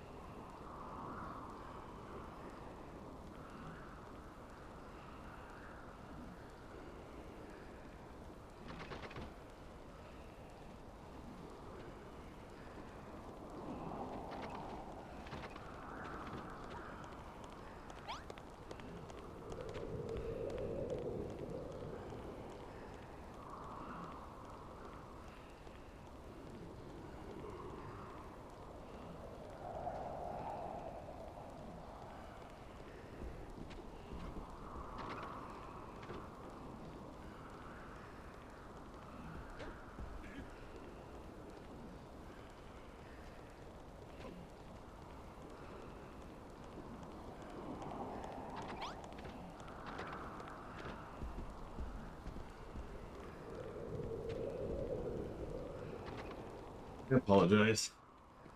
Oh my gosh. Hi, Raven King. Hi, Vulcan Ryu. Hi, Czar. I am shocked that I'm not dead yet. At least our steel's done.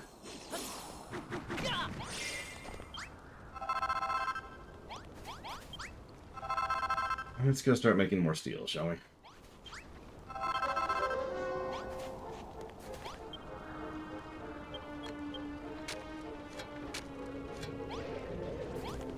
Okay.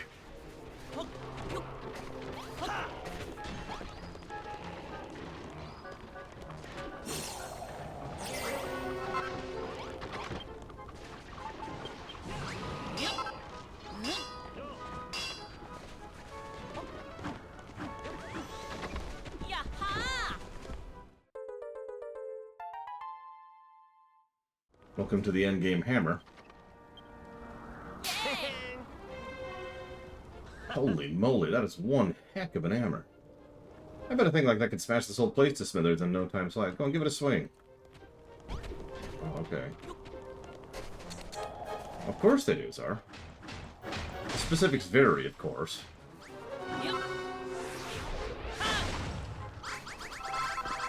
But even Minecraft has a definitive endpoint. In fact, it has two.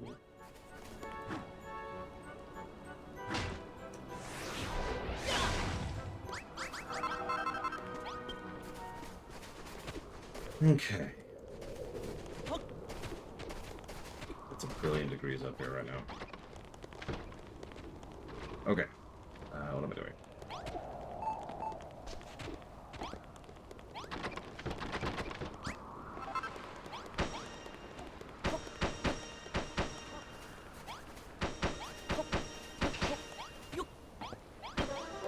In this case, since this is an RPG, this game absolutely has a definitive ending.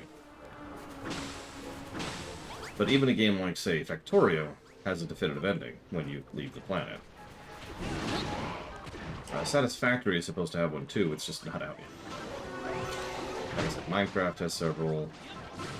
RimWorld can have several, it kind of depends in RimWorld's case. But it is a thing.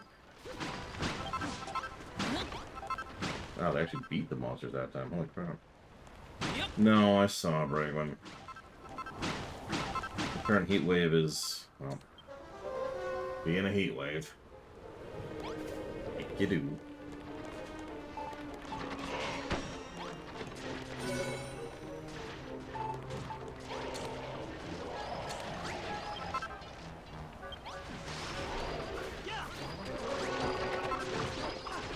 Yeah, I've been trying not to spoil too much Raven King, but... Oh.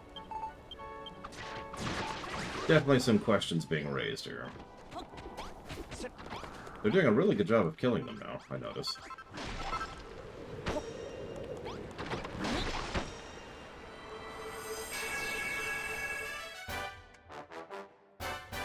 Well, I settled here because she settled here, because he settled here, because they settled here, because he got a college degree offer.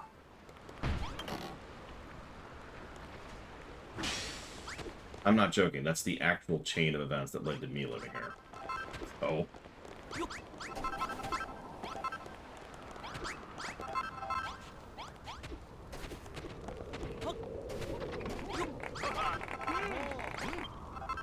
Jolly good show, Builder. You've fully fortified our potato patch and the room around it, too.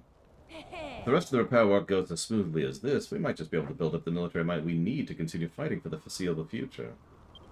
The originals are. I played it when it first came out. Runner, if you truly intend to face Hargon's forces in the battlefield, there is something I think you should know.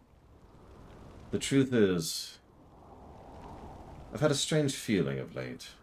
Even when this place is at peace, it feels as if there are a monster in our midst. Or perhaps someone is working for them. What do you mean? Like that traitor the old man Jerome was talking about? What's this talk of traitors?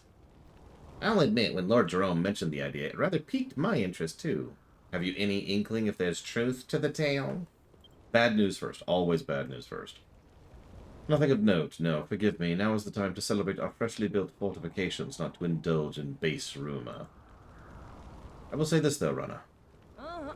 Be careful who you trust on the battlefield. Pay no heed to a warrior's words, only his deeds. This is not your world, Builder. Trust no one. Not me, not even your closest friend. Man, I love me some paranoia. Dash it, good work protecting the potato patch. Our defensive perimeter grows larger, and it's all thanks to you. We can't stay on the defensive forever. We must plan our attack. We need a war room. We need a map and an emblematic table. And then pop a few small-scale soldiers on it. And if you need help choosing, might I suggest the area near the potato patch? Yeah, sure. Why not?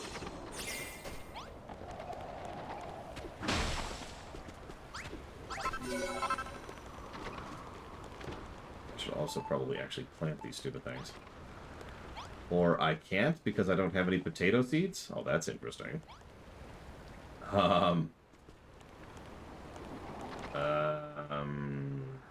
There. I have one potato sprout. One. Okay. That's a thing. So we're going to be boring and just kind of follow the natural pattern of this place.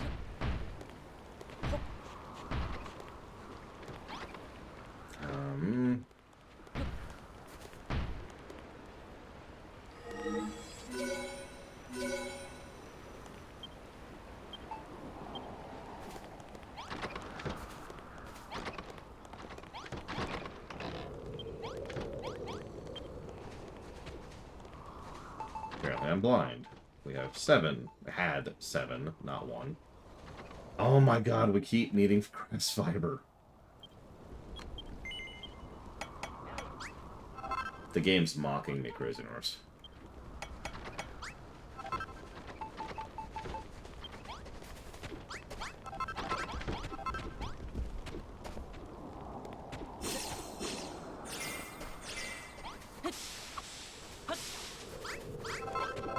It's just funny because I keep thinking of grass fiber like as not being really worthwhile or very useful, and then it just kind of keeps coming up.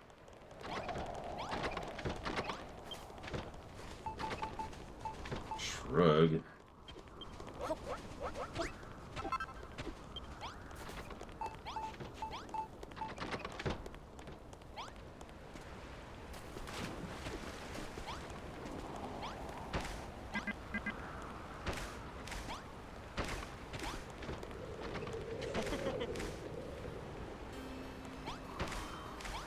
I mean, like most romances and most games in general, especially RPGs, it barely existed, Czar. Like, Gemma or Gemma or whatever her damn name was barely a character, so honestly, it didn't really have any impact on me. And I'm not even sure it was supposed to.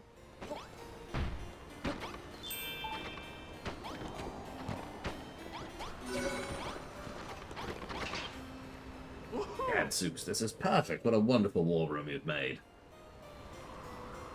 What's that? What do we need a war room for? Gadzooks, Gadzooks, and Gadzooks again! For show, of course. It's for old men like me to hum and haw, stroke our beards, and spend long hours deliberating nothing. Speaking of deliberations, what do you think is the most fearful thing about warfare? It is suspicion, betrayal, the fear that your most faithful friends may be plotting behind your back. That's why I have such a terror of traitors. And Hargon's lot are just the sort of duplicitous devils to plant spies in our midst, in hopes of turning us one against another. They laugh at our suffering, our despair. Verily, the followers of Hargon are evil Of course, as a disciple of the children of Hargon, I don't believe a word of it. Oh, great and glorious Hargon, take pity on your humble servant, for I know not what I say. Right.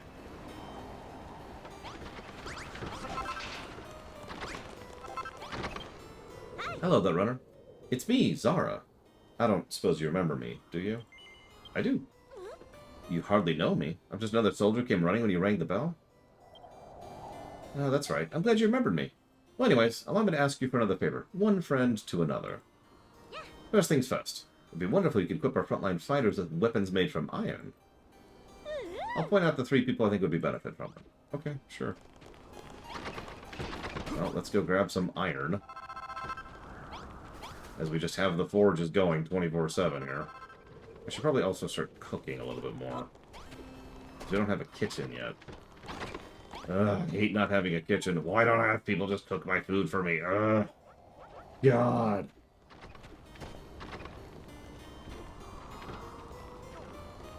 Oh my god. Really, Sean? That sucks.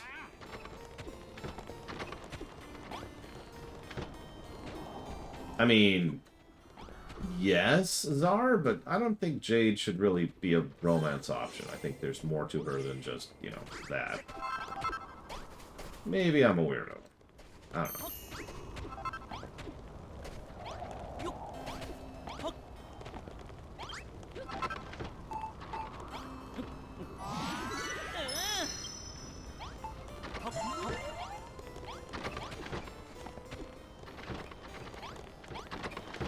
Well, okay, so spoilers, they're going to ask me to make a specific type of kitchen. And that's why I haven't made one yet, because I'll just make the one they tell me to make when we get there.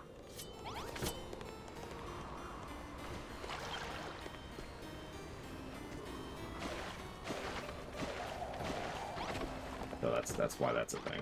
Alright. Weapons.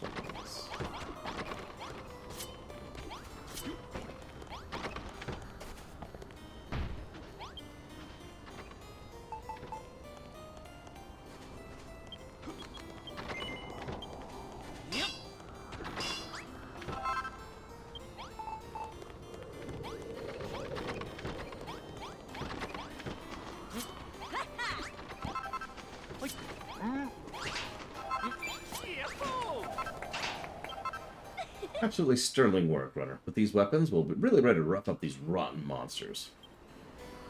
If you ever invent new weapons, I'd highly recommend you to make one for everyone and hand them out right away. To tell you the truth, there's another reason I asked you to make some new weapons. It seems someone secretly switched Warwick and Inessa's weapons for blunted practice swords. I hesitate to say it aloud, but I think there really may be an enemy spy in the castle. It gives me shivers just thinking about it. I do so hate to distrust my sworn comrades, but I for one will be sleeping with one eye open, and I suggest you do the same.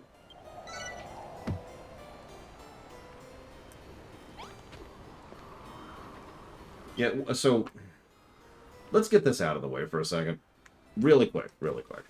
One of the biggest problems with selectable romances is that players, by and large, do not select the character that they think their character should romance. They select the character that they want to romance. This is probably most overt in a game that I actually rather enjoy overall, called Persona 5. Now, Joker is a non-character. There's nothing there. He's a nothing burger. So, because the game is designed towards that, most players naturally project themselves onto Joker. And of all the romance options people pick, most people pick the one that they think they want to date, their waifu, so to speak, instead of, you know, picking one that would fit a character, right? And that's true in an enormous quantity of games. And almost every time it's true, it's always the same song and dance. You're playing effectively a non-character, or a character you can roleplay as, like in Dragon Age Origins, and you pick the one you want to date. For the record, no, I don't want to date Liara, or Morgan. But I'm not like that. I don't think like that way. And I bring that up because that's true even in a game like Dragon Quest. I mean, this even comes up in Dragon Quest V while we're on the subject.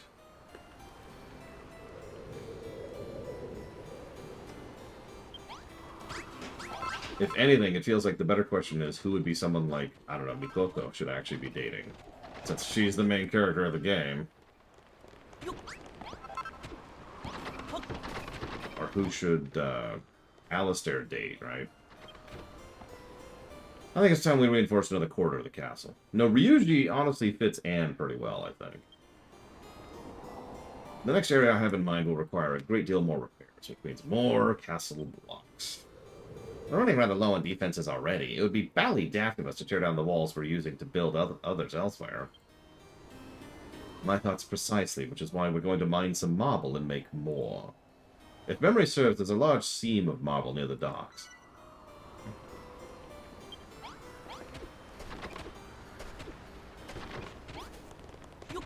think you mean Anara, and I don't disagree. I just violently disagree.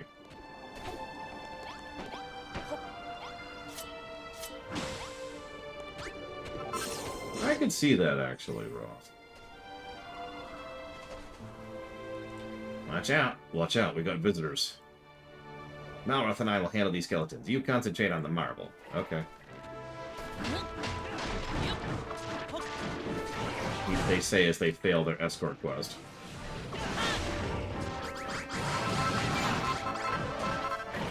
Let's get a little more while we're here.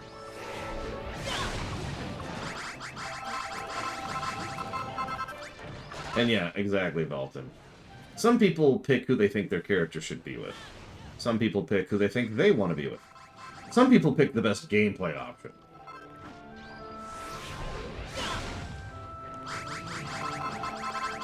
Listen, all I'm saying is Anara should be dangled above a pit and then murdered.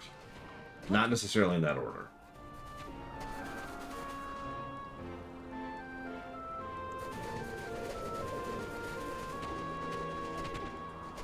I mean, that's fine, Raven King. It's certainly more valid than, say, Joker ending up dating... I can't remember her name. Your sister. Well done. I'm no expert, but I wager we can make plenty of castle wall with that much marble. Futaba, thank you. Even though enough to bring Member Castle back... Blah, blah, blah. We cannot rest on our laurels just yet. The news that the skeleton soldiers surround us on every side is troubling. Very troubling indeed. The Trolls' troops are but the vanguard of the monster's forces. There stands behind them a much larger and more powerful army. Currently our prime objective is to break free from this siege, but should we succeed in doing so, the battles to follow will be bitter still. If you are truly resolved to defeat Hargon's army once and for all, I would urge you to appreciate how monumental a task it will be. Yeah. Time grows short. Make walls.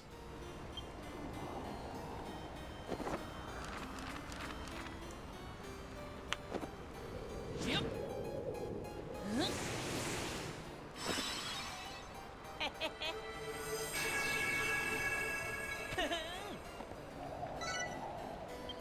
You know what I like best about this section? Really. It would be extremely easy for this to be old.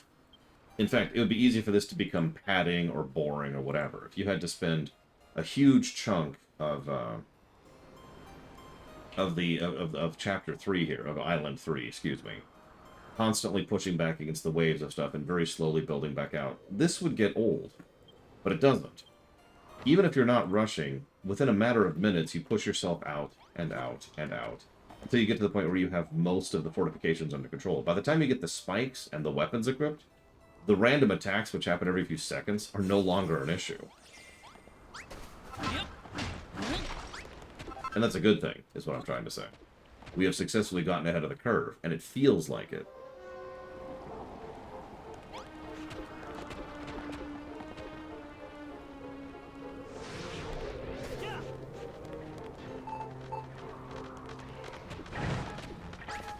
There are no difficulty options that I am aware of.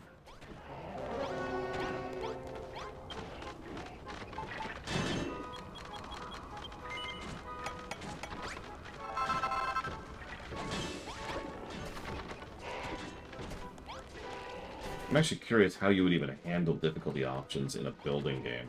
I'd have to think about that. I was in the middle of a jump. It threw me to the ground because I leveled in midair. Exactly, Raven King. Level 20!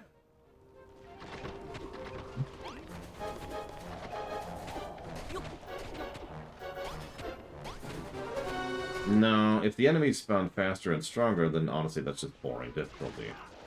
I was thinking more about, like, how much things require, or... It's the wrong button. Or maybe different placement requirements, recipe variances, I don't know. I'd have to think about it.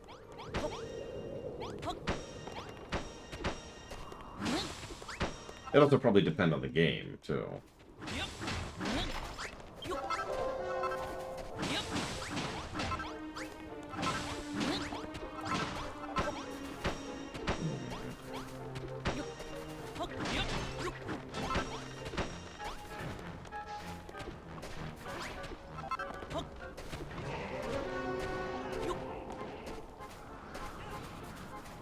It depends, Jay Palmer, but I mean I'm pretty sure we have a precedence for that. I'm pretty sure we have given that negative at least once before.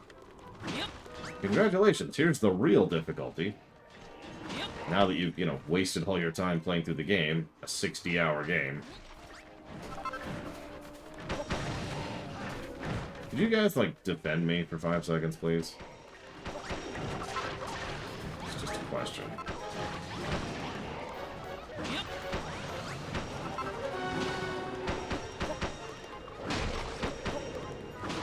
Also, notice the enemy army composition is already starting to vary it up. Ah!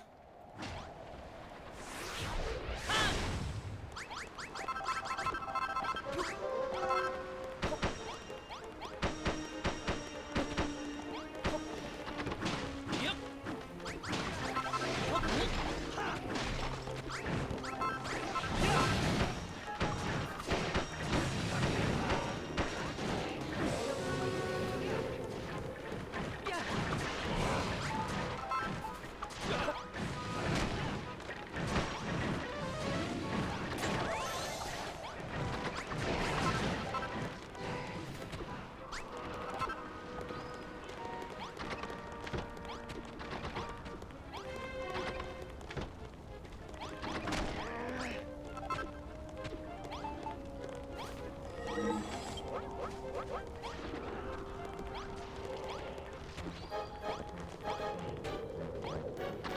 I have started to watch the file, and then it bugged out my audio.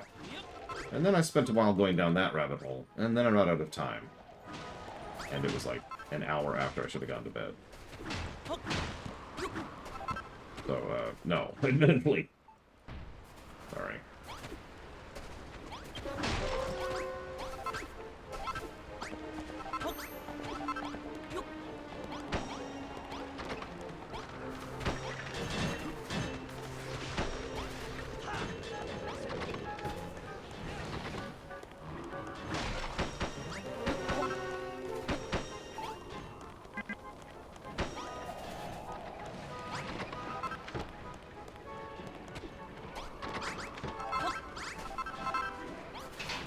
Well, as much as I insist that this is an RPG, which I do, by the way, generally speaking, when I'm categorizing, I categorize by gameplay, not by story. Because any game can have any story, right? So I think for the sake of that, we'll go ahead and put this in the builder category for genres.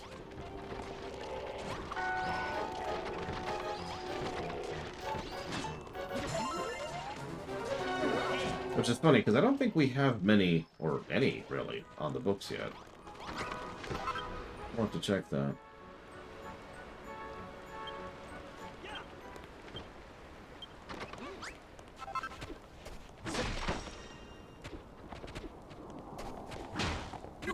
Actually, someone else could check for me if you really wanted to. Please. Type in !genre into chat right now, and you'll get a link to a list.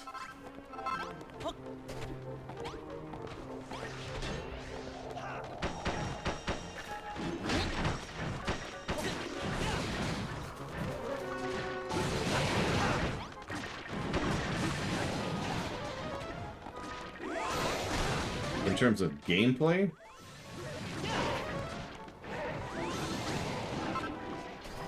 well, I don't want to get into definitions discussions because those are always a pain, so all I will say is that generally speaking, most RPGs, most of the games that I classify as RPGs when it comes to gameplay are, there's combat, and combat is the primary focus of the game. You also have a very steady but clear-cut progression system. Usually something that involves levels, or gear, or some kind of character customization. What the heck am I missing over there? Oh, by the way, check it out, Braylon. Toilet! Toilet!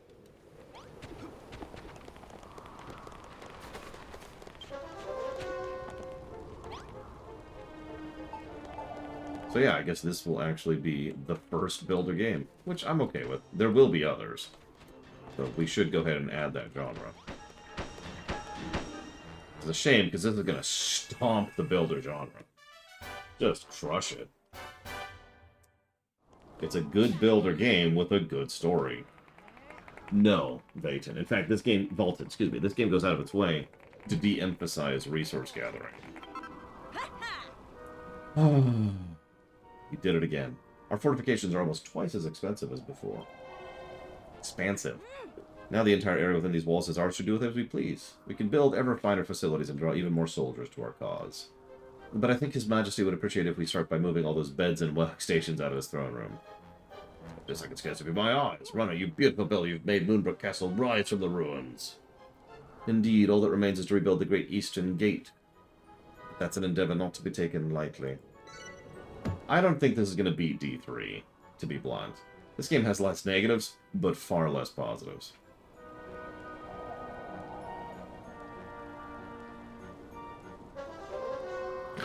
That's true, Crazy Norse. Another wave of enemies. Because, you know, that's my life right now. Well, that's an interesting question. Would this or Dragon Quest XI win overall? Dragon Quest XI does have one thing on this game. Voice acting. Voice acting is like anything. It gives you more opportunities to fail, but also more opportunities to succeed. And, spoiler, Dragon Quest XI has very good voice acting.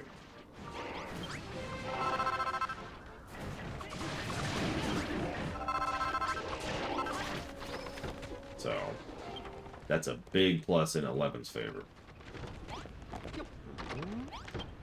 How much would I recommend playing Dragon Quest II before this? 0%. Dragon Quest II sucks. Don't ever play it. Ever, ever, ever, ever, ever, ever, ever, ever, ever, ever. Any questions?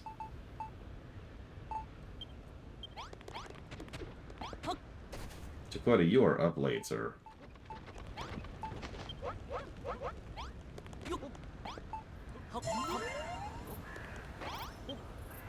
Hey, Runner, seems those bony bozos are getting ready for another big assault. They're all about breaking down barriers, and they got their eyes on yours. Now would be a good time to place some spike traps, which I've already done.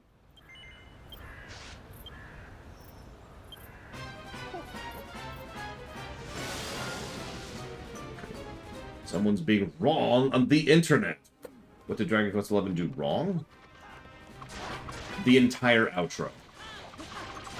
The last dungeon, the lead up to the last dungeon, and the final boss all suck. Furthermore, there's several substantial moments of story which just kind of make me go, ugh. Granted, this game has that problem too, but, you know.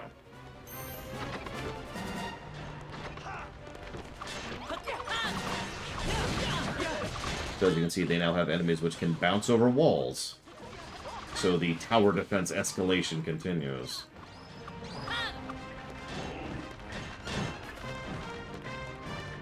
Dragon Quest Builders 1 occurs in an alternate timeline, and has no real continuity to anything. Not really. So, Dragon Quest Builders 1 is a direct sequel to Dragon Quest 1, and Dragon Quest Builders 2 is a direct sequel to Dragon Quest 2. The caveat there is while this game follows through on the events of 2 directly, the previous game, Dragon Quest Builders 1, follows through on a what if, an alternate hypothetical scenario of Dragon Quest 1. To wit, I'll even tell you the premise because it's not a spoiler. At the very end of Dragon Quest 1, the final boss says, "Hey, do you want to join me?" And if you say yes, then you get a game over. Dragon Quest Builders 1 is the sequel of that game over.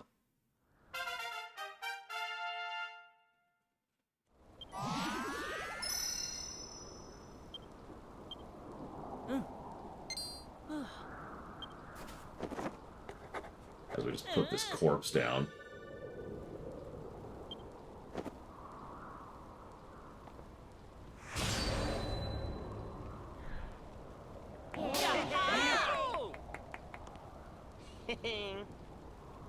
Don't come back. Not that we could keep them out if they did. Those spiky-haired guys just jumped straight over walls. Ah, yes, the headhunters. Fearsome warriors who bound into battle over every barrier placed between them. As if the fiends continue to if the fiends continue to send them after us, we will need due defenses. Oh. Come now, if wisdom is what you seek, you must first speak with your king. He might suggest you fortify the walls with magical traps. Magical traps? Forgive me, your majesty. I do not believe Rana has the necessary equipment to forge such subtle devices. Too true. We need a wizard's workbench. And it's over there. Very well.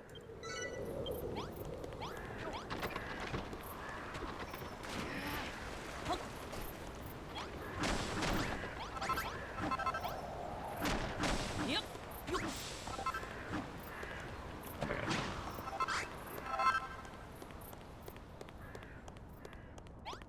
See you around, Dakota. And now to say something wrong on the internet. You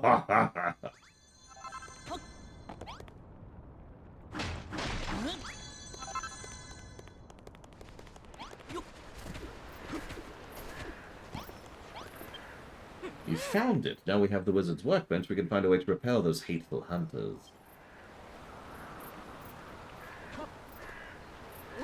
With that wizard's workbench, you can make all kinds of magical contraptions and weapons. Yes, yes.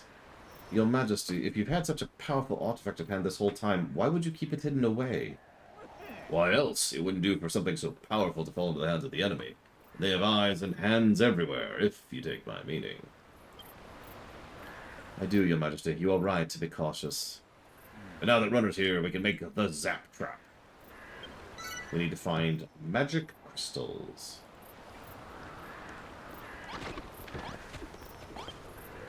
It's me, Zara, the royal guard who came running at the bell. The one you don't really remember.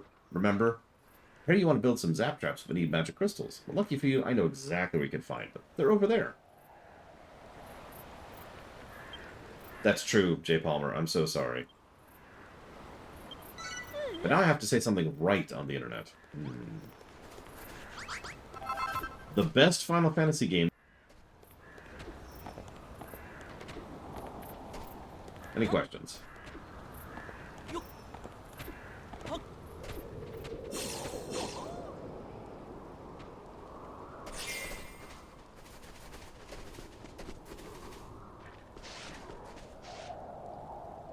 Huh? Aren't these guys part of Hargon's army? I thought Captain Forgettable said they didn't have this place guarded.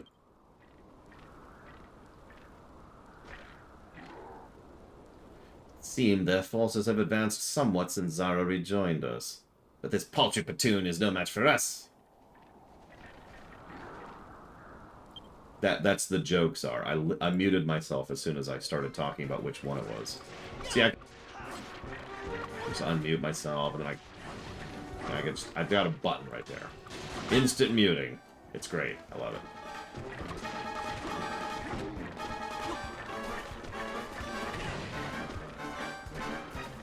Never figure out the secret. Maroth, I don't mean to be a bother, but could you kill these, please? I am not in a state to do this.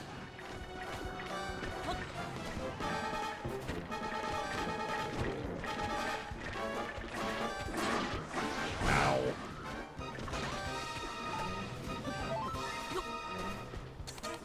Oh, I vary what I do whenever I do that particular gag.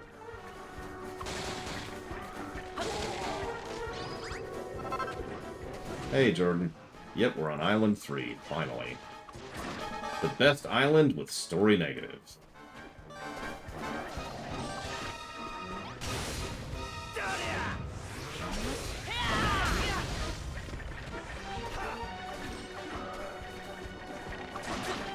Oh my god. Oh my god.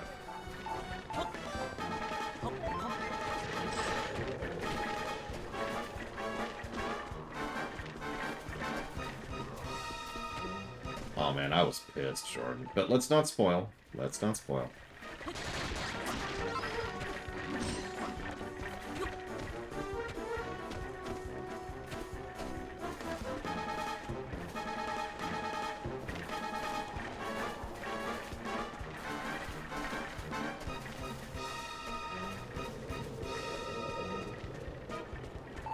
That's fine.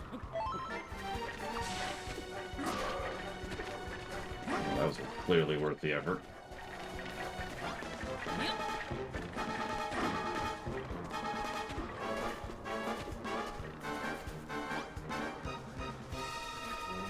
Guess I don't have any of my beds on me. Or can I make any at the moment?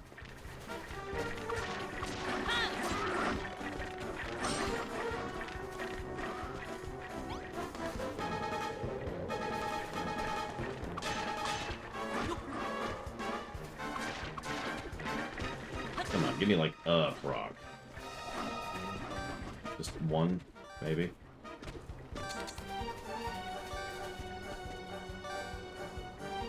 Probably 4, 3, 1, 2 in terms of overall quality, and that's both axes. Oh, and then 2.5 did last. As much as I enjoy 2.5, it's just not to the same level as the other ones.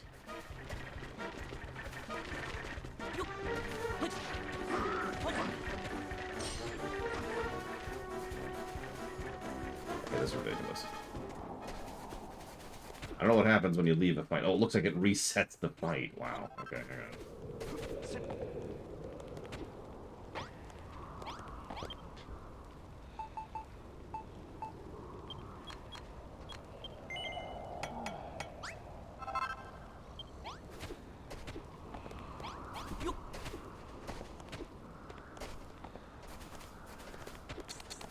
I know, it's weird, Blade of All.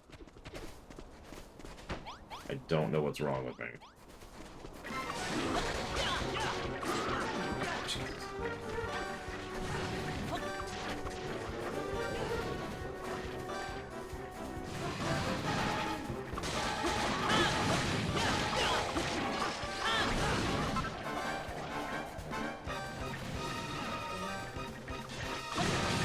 What's funny is the theme of the second island is love. That is absolutely not what they portray.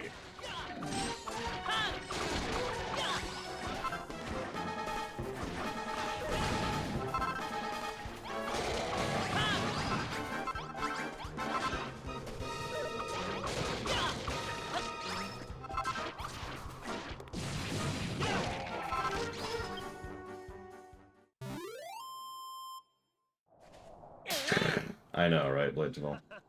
Nice pincer attack, bone bags. We need a bit more brawn to back up your brains.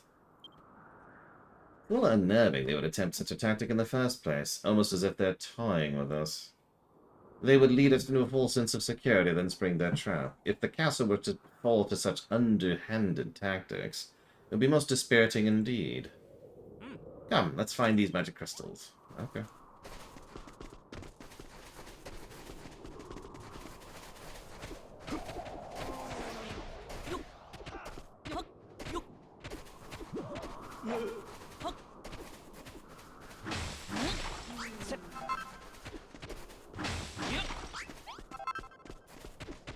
Imagine just walking around harvesting magic with a hammer.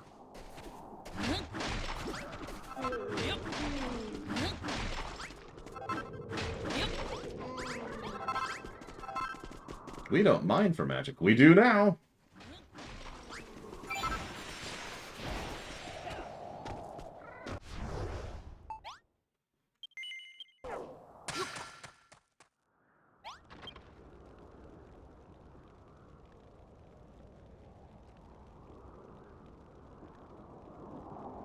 In lore is what I usually do there, Raven King. That's true for any series. I mean, fighting games are a perfect example of that. In a fighting game, a dude who happens to punch quickly can defeat a world-level, like, mage who can destroy entire fleets by himself. Because it's a fighting game. It's supposed to be evened out, right? That's true in Street Fighter, that's true in Tekken, that's true in Mortal Kombat. So, sure, gameplay-wise, they've got their own tiering, but lore-wise, completely different set. You found the magic crystals, well, that's smashing. Those Argonauts picked a frightfully good fight, but we pulled through in the end, thanks to you, Malroth. Or one apprentice Sith that brings down an ice. Oh my god. Anyways, I must say, Malroth, you have quite the capacity for destruction. When the battle begins, you seem possessed by monstrous energy. It leads me to wonder whose side you are truly on.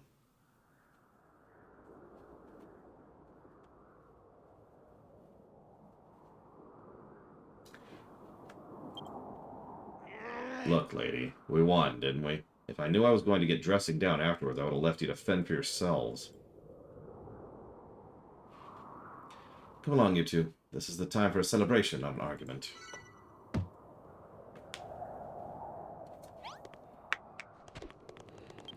Hey! Zara has the right of it. You should use those crystals, make some zap traps. Yeah, I'd punch her in the face for that one. I'm not going to, but, you know. You need columns, and then you need sapphires, and blah, blah, blah, blah, blah.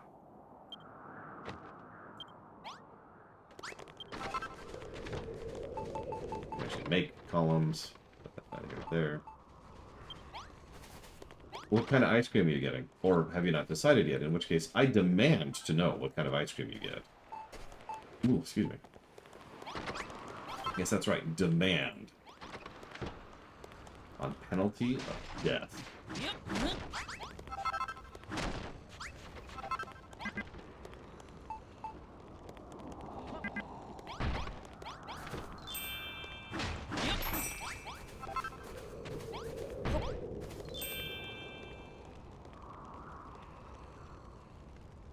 Donut flavored ice cream is not good? Whose side are you on, Jay Palmer? Maybe you're secretly the traitor.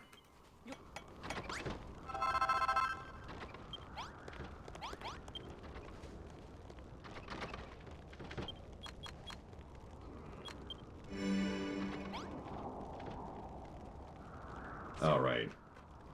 Okay. Hoi, hop. Hop, hop.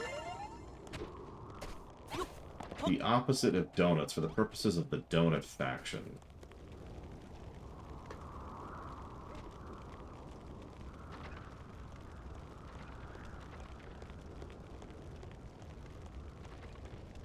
Cigarettes.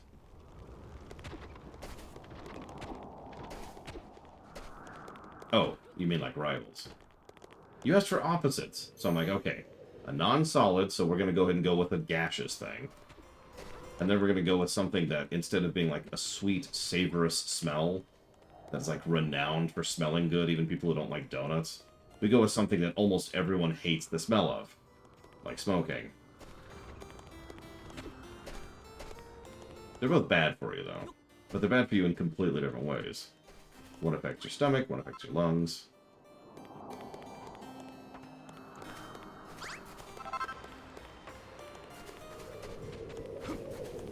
Well, one of them affects your digestion, but whatever.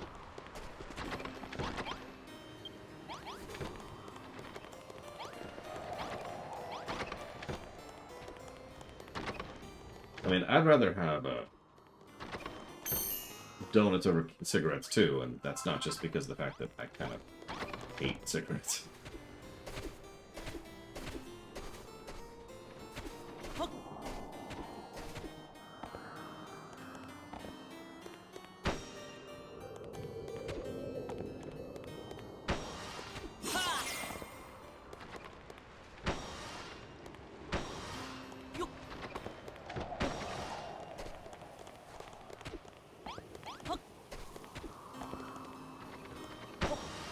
There we go. Our defenses are complete. Excellent work, Builder. These bounding bounders cannot attack quickly enough. When they try to vault the walls, the zap traps will give them a jolly good shock. These new traps of yours sound positively electric. A sterling idea, Your Majesty. Indeed, my boy. We need not stop at 6, placing any 2 traps along the same line tutorial. Speaking of Hargon's hordes, do you hear that rumbling? I mean, this is a very good game that I definitely recommend, Mr. Red. It is also half off right now. However, if you can't afford it, you can't afford it. It'll be there tomorrow, and there'll be other sales in the future. Let me ask you a more relevant question. Hello, Kuropatwa. Which I just pronounced extremely badly. What games are you currently in the middle of playing? I know Lotro is one of them. It's the only one I know off the top of my head.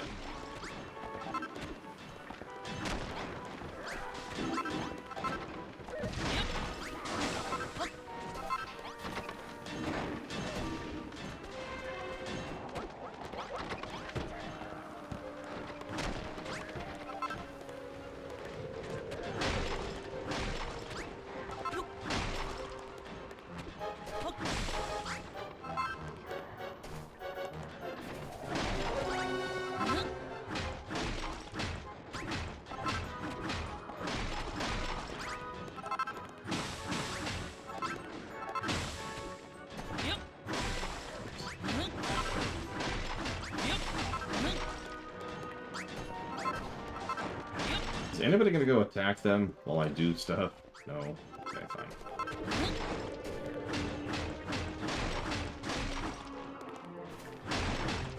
Yep. You know, I don't know if we can use snow for anything in this game. Decor, I suppose. Yep. Which is a valid thing, it's worth noting.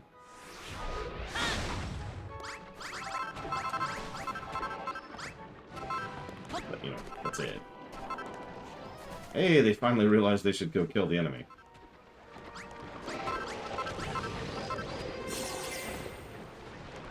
The Dragon Age series? Just play them in order. Origins, 2, Inquisition. That's it. Those 3. In that order.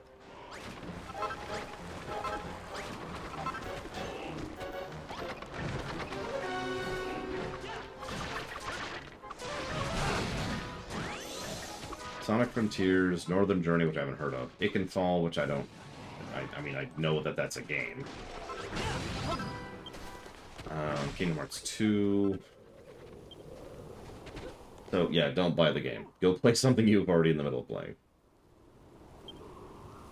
What do you say to the Zap Traps? A rare treat to see a fiend fly face first into the wall of crackling lightning. That is the true power of magical weaponry. Such strength has run in the veins of the Moonbrook royal family for generations. Why, the Zap Trap is an invention of my own devising. You know magic, your majesty? I do, my dear, though the children of Hargon forbade my family to use it for many a long year. But now that the builder is among us, I can finally share my strength. To say the truth, I had clean forgotten I could wield such powers. Had you not rung the bell, I fear memories would have remained locked away forever. These magical weapons are all well and good, but at the end of the day, you need someone to go out there and get their hands dirty. Not everything can be solved by building, you know? Not if we want to bring Hargon's pals down once and for all. Be that as it may, these Zap Traps will keep us safe within our walls for now, and all is thanks to Runner. And Malroth. The castle's defenses are stronger than ever, with stout walls and magical barriers keeping the enemy at bay. Once the main gate is rebuilt, Moonbrook will be all but impenetrable. But it's too laborious a task, even for a brilliant builder like you. Which is why you must ring the builder's bell again. Oh, we got a level.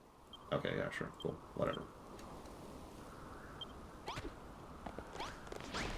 So let's do some quests while we work on leveling. Gadzooks, man, what are you grinning about? How can you look so pleased with yourself when you're engaged in such a sinful business as building? Speaking of building, I have a favor to ask. Do you remember the value advice I gave you before? That's right, an army marches on a stomach. We need a cookhouse, finally. Put a brick barbecue, a chest, and a well. I think we'll put it into a different place this time around. I mean, Malroth is pretty on point and has been for several islands now.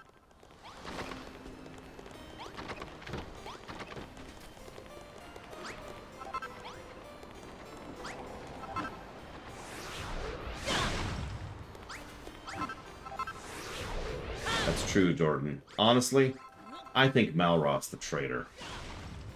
I mean, he's named Malroth. That's all the evidence I need.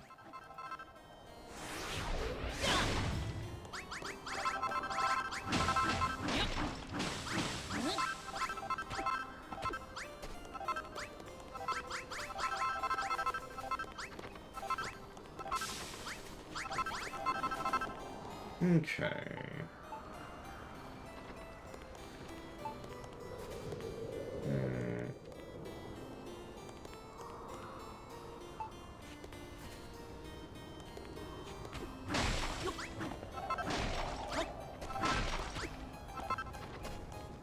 Give me a sec.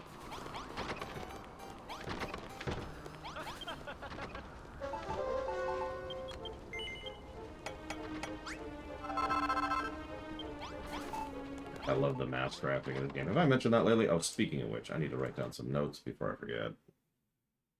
Whoops. Yeah, you just walk up to someone on the street and they're like, hi, who are you? Malroth. Okay, okay. Cool.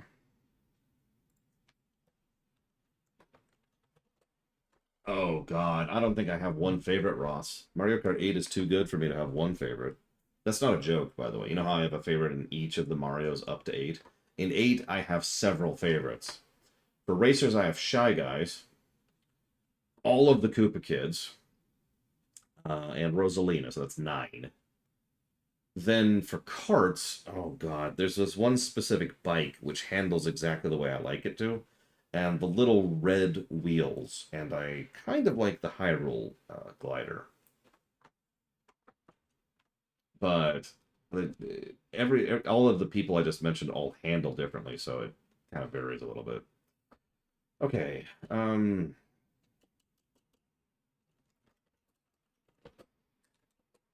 Jordan just likes hearing, "Hi, I'm Daisy," all the time.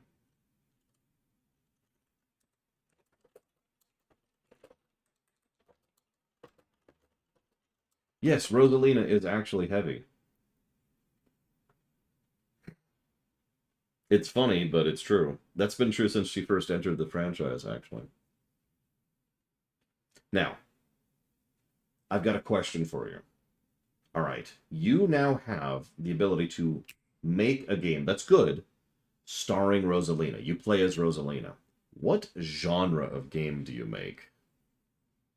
There are many options here, and you can just go with a basic Mario platformer, but you can do anything.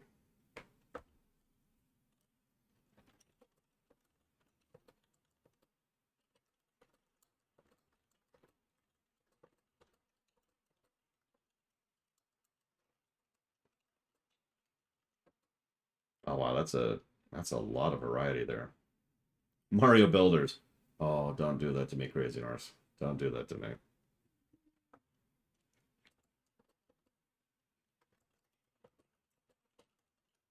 Dating.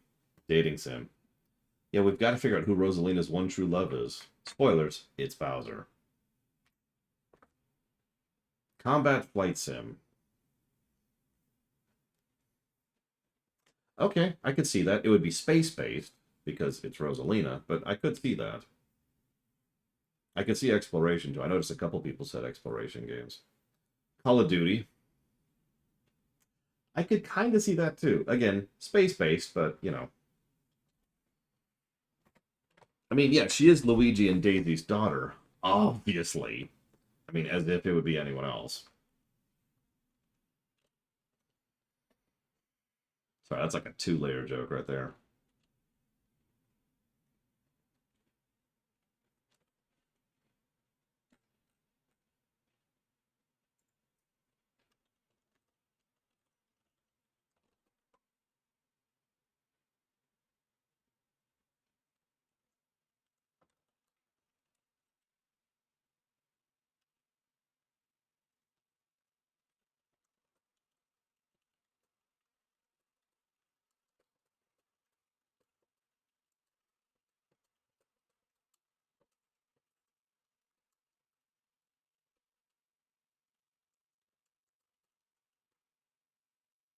Good night, Crazy Norse. Have a good one.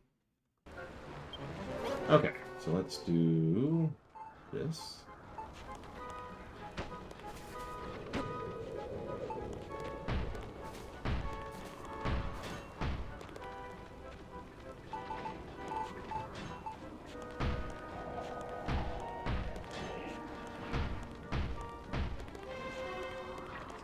Pair each of the Mario characters romantically. Okay, Mario and Luigi. What? What are you doing, step bro? Alright, so let me think about this. I want to do...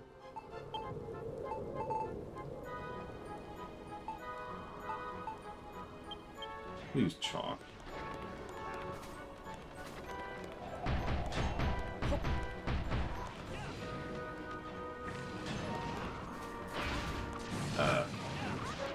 Okay.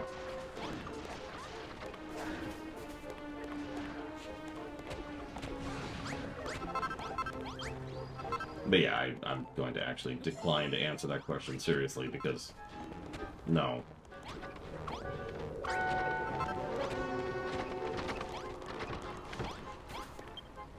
Sad tidings. It seems things have gone missing again. One minute my precious pet potato is in my pocket. The next, This is that dash that Spy's doing. I just know it.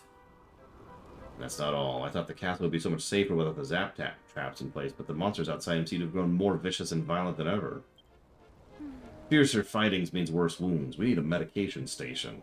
Here, first aid kit, and a crate. Do we have any sand right now?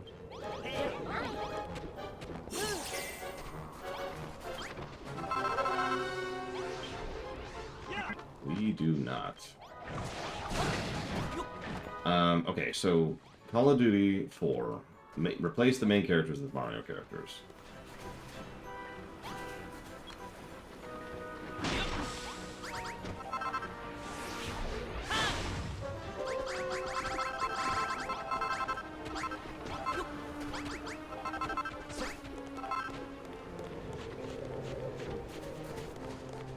Okay, let's get the obvious out of the way. Soap is clearly Mario.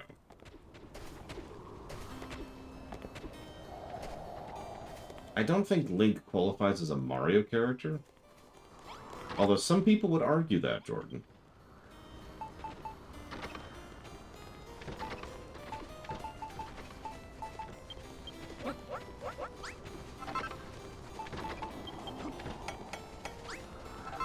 No. See, the problem is Zakhaev is so evil, there really isn't a Mario equivalent there.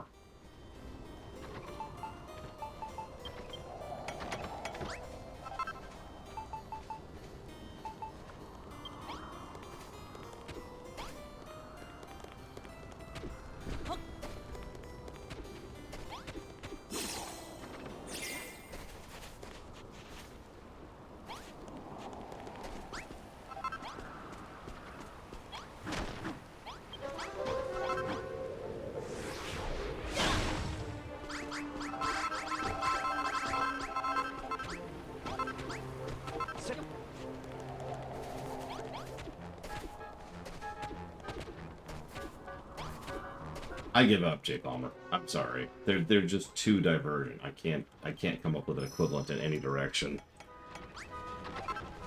So I'm just gonna throw in the towel on that one. I gave it a shot, damn it. Space Wizard Makarov. Well, clearly that's awful.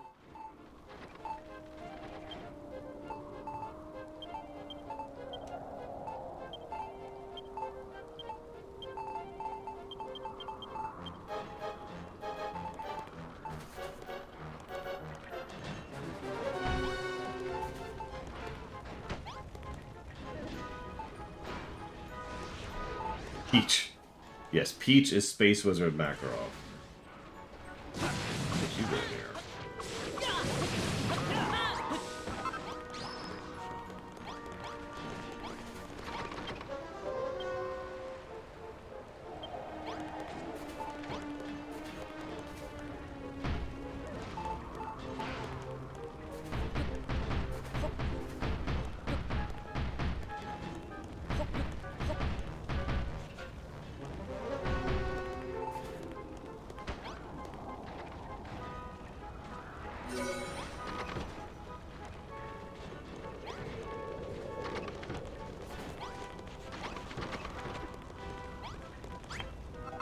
Oh, by my rumbling tummy, the castle kitchen is just as I imagined it.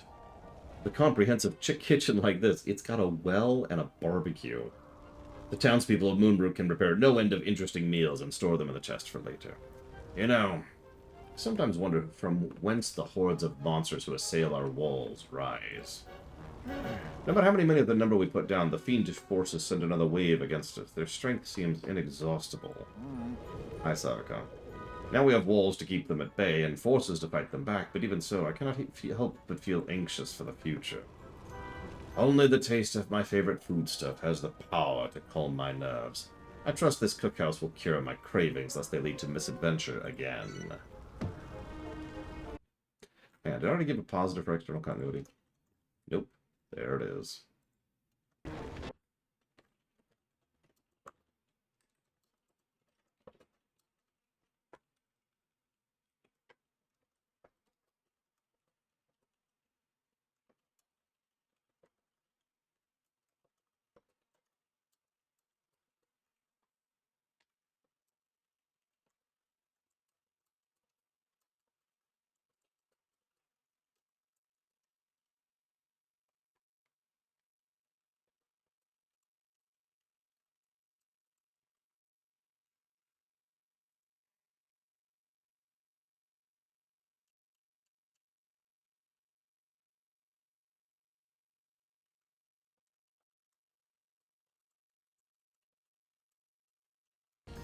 Sorry. Okay.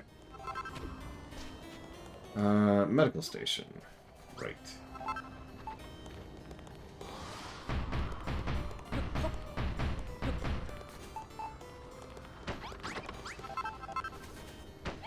I forget. Falcom, have you played this game?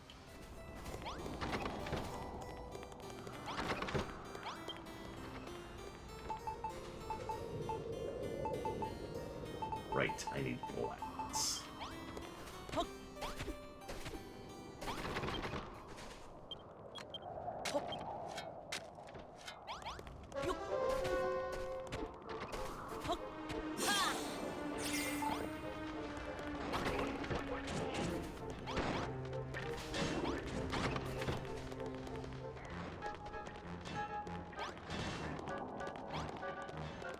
I mean, game theory has suggested a lot of interesting stuff over the years, including the fact that Princess Peach's chest is fake. I'm not making that up. You can look it up.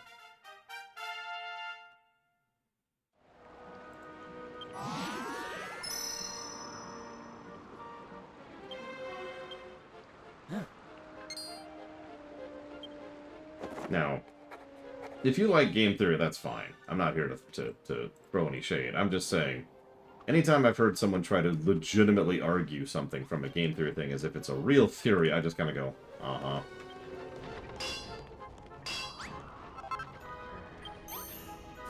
You know, game theory is like CinemaSins. It's not actually there to give you game theories. It's there to be entertaining. It's like the Mario is Evil one, which is another one they've done, by the way. Exactly, Ross. No, that's exactly my point. The only time I get irritated is when people try to take them seriously. Well, the one big difference with Cinema Wins over CinemaSins isn't actually the positivity, weirdly enough, because the format is pretty much identical there. No, it's the fact that at the end, he gives actual thoughts, like something approaching a real review.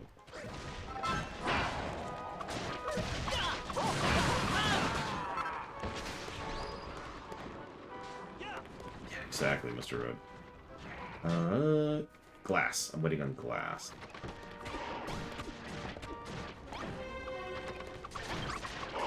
So, I lost Savacom, apparently, because I asked her a question, and she's gone. Very true, Czar. Very true. CinemaSins is not a review channel. It's a humor channel. Game Theory touts itself as a humor, or as a theory channel. At least it used to. I just asked if you've ever played this game, Savacom. I apologize for not being able to remember.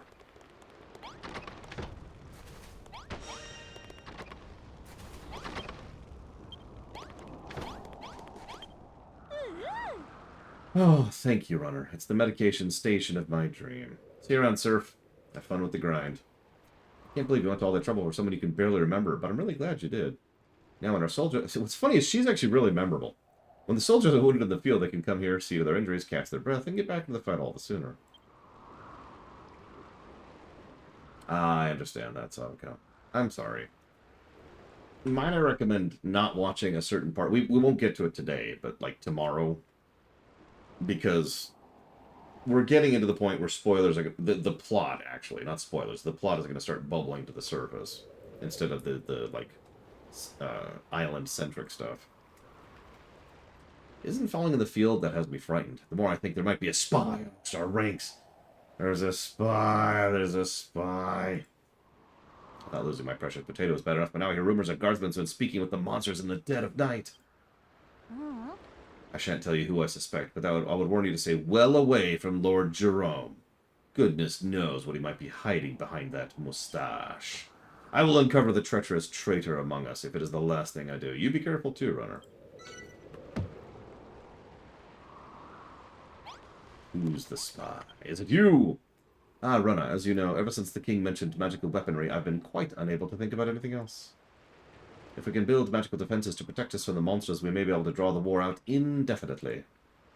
Did you know this castle was once home to a wise old man with a wondrous workshop? He was knowledgeable in all things magical. Now that we have the wizard's workshop, perhaps we can unlock the deep secrets of the mystical powers and develop new weapons of our own. Which brings me to our request. Make a wizard's workshop. Okay, so we need a crystal ball, a comfy chick cushion, and an incense burner. Uh,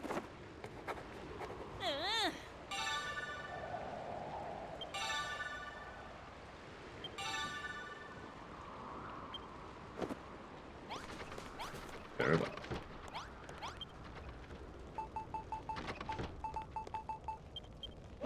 I mean, how can you enchant stuff without a comfy cushion, am I right? I mean, Handsome Jack is correct. You kill everybody, you kill the spy.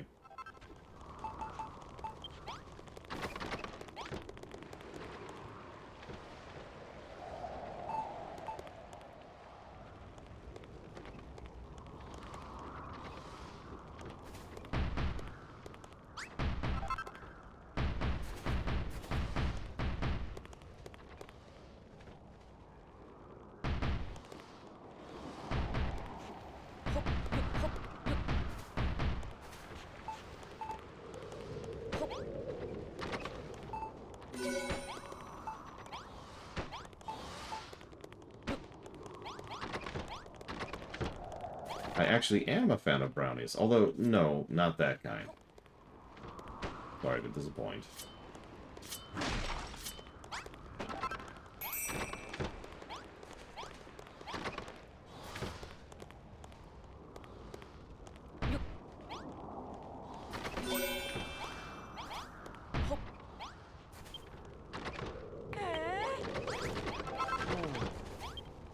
Not bad, Builder. Not bad at all.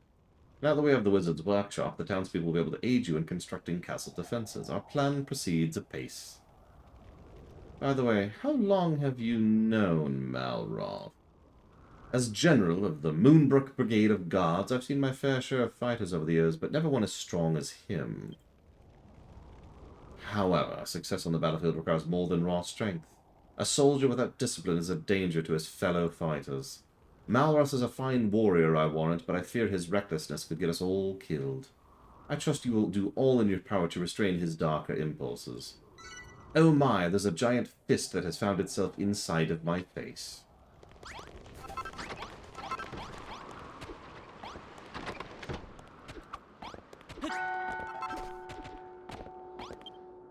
Come, runner, what better way to welcome the world into the kitchen by doing a bit of gourmet cooking? Make some soldier's stew. Potato, meat, water.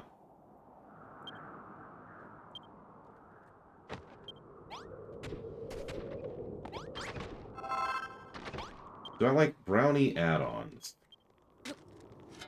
So I can't do nuts. I don't really have a good answer for why, other than the fact that the texture of it just kills me. I can't do it. I can't do it. So, if there's any nuts inside of a brownie, or a cookie, or a cake, or anything, hard no. But I do like chocolate chips, and raisins, and cherries, and strawberries, and all kinds of other stuff. I like brownie fillings, as long as it's not nuts.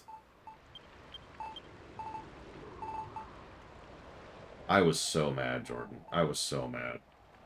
I'm a little bit past it now because, you know, yeah. Oh, speaking of which, hey, Malroth, my very good friend, I got a gift for you.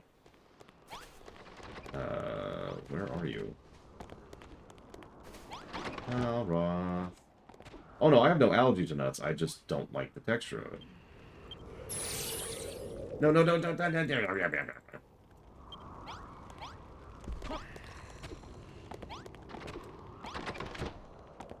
I've never had coffee in brownies in the manner that I think you're describing.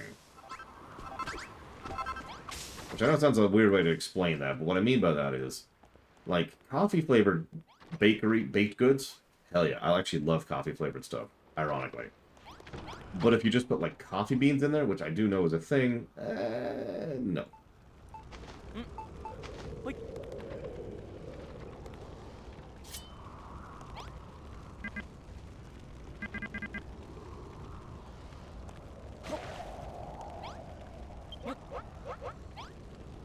There we go.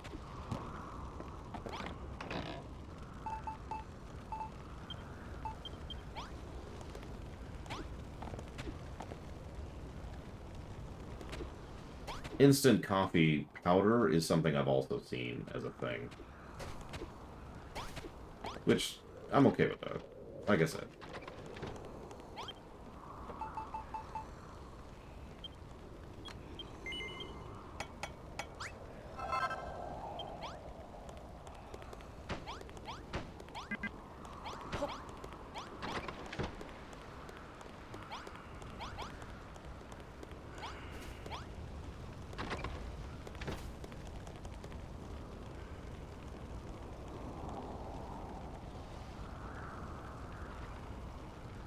I've never had coffee and chili.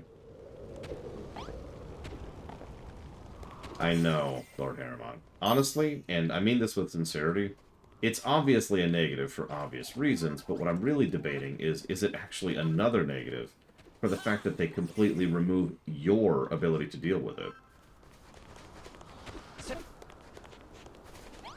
You know what I mean? Like, you are completely complicit in everything that happens, and you have no choice in the matter. And I get this is a linear RPG, but it just kind of makes it worse.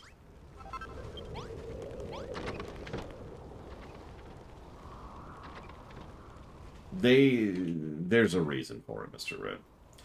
Suits, I recognize that smell anywhere. The unmistakable aroma of well-prepared soldier stew. What are you waiting for? Won't you feed an old man before he fades away forever? Gotta be honest, it does look good. Meat, potatoes, and cabbage in stew. Hell yeah. What a feast. Just a thing to warm up one up amidst all the blasted snow.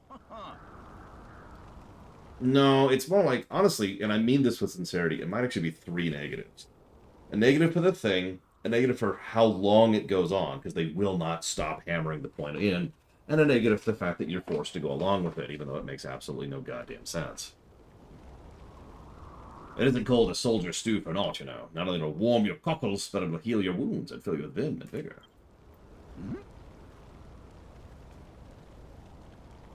I mean, yeah, exactly, Sabako. I don't need to explain this one to you. By the way, do you remember what I mentioned before about the spy? You do believe me, don't you? Oh, not this stuff about spies again. Spy this, spy that. Spy with the other people. Where do you get off on making up stupid rumors about your friends? Gadzooks, man, I do not share my misgivings for fun, I assure you. I do it because I fear for my comrade's safety. Runner, I know not who among us is the traitor. It could be Warwick, it could be Anessa, or it could even be His Majesty. Or, you know, you. Exactly, Lord Harriman. Perfect example. Thank you. I know that this isn't exactly... How do I explain this? It's harder to be negative about a game that's not about choices, that forces you to do something stupid. But I do still actually think it's a negative. If something like Dragon Age Origins made you do something like burn down Teldrassil or what's going to happen here, that would actually be worse. That would be multiple negatives just for the forcing you, because in Dragon Age Origins, the game is all about choices, right? So, you know, greater amount of negativity for that. But even for a linear game, forcing the player to go along with something stupid or awful because plot, and let's be honest, the reason is because plot. Oh, that's not true. Sometimes it's because drama. It's bad writing. It is fundamentally, objectively bad writing to force your characters, especially one of them's the player, to go along with something awful in order to make sure that the plot or the drama happen. Now, Stratholme, I agree with that. Stratholme is the exception that proves the rule here. Because just about anything can be done right if you really nail it properly. And honestly, I could gush for hours about Stratholme. So, another good point from Lord Harriman. Are you trying to tell us you're the spy, or are you just confused? Do you want me to pull your whiskers to find out? No. What we need is Ra's Mirror. It's a legendary artifact that shows the true form of all it reflects. Would that I had the faintest idea where the bally thing might be. No, you're just on point today, Lord Harriman. I shouldn't say that negatively. That's a good thing. But yeah, exactly, Kira White Noise. That's true, Kira White Noise. And Kira White Noise does have a good point. there is a pretty big difference between Arthas burning Stratholme and the player character of WoW burning Stratholme, if we were to relate those. Funnily enough, both of those have actually happened.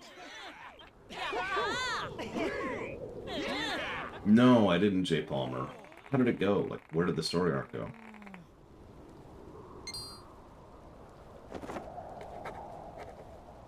Because that would diverge fast, I think.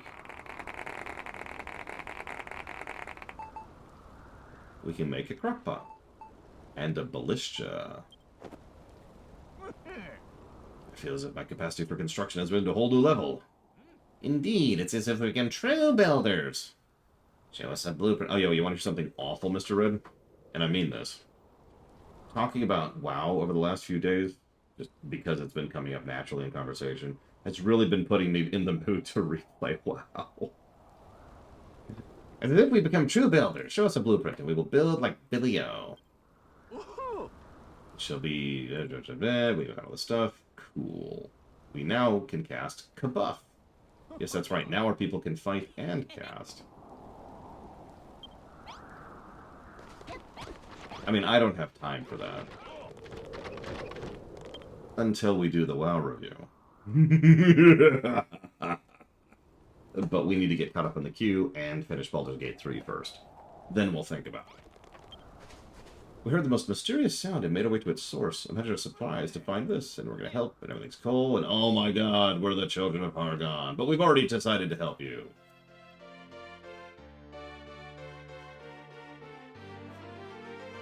One of my favorites, I think it was one of the comics, actually had a side story where Jaina became the Lich Queen instead of Arthas, and it was a thing.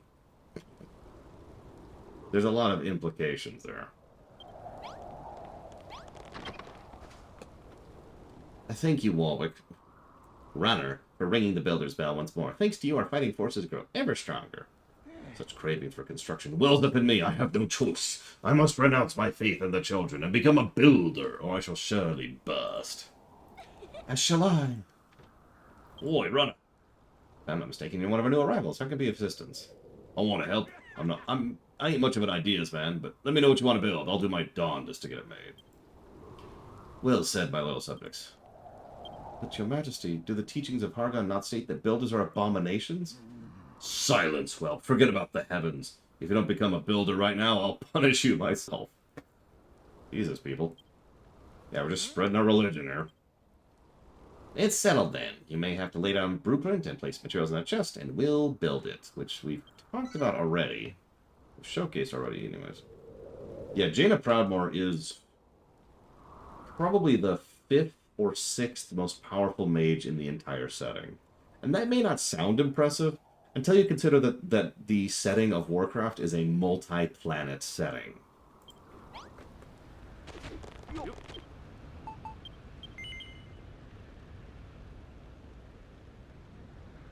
Like, she's really, really, really high tier.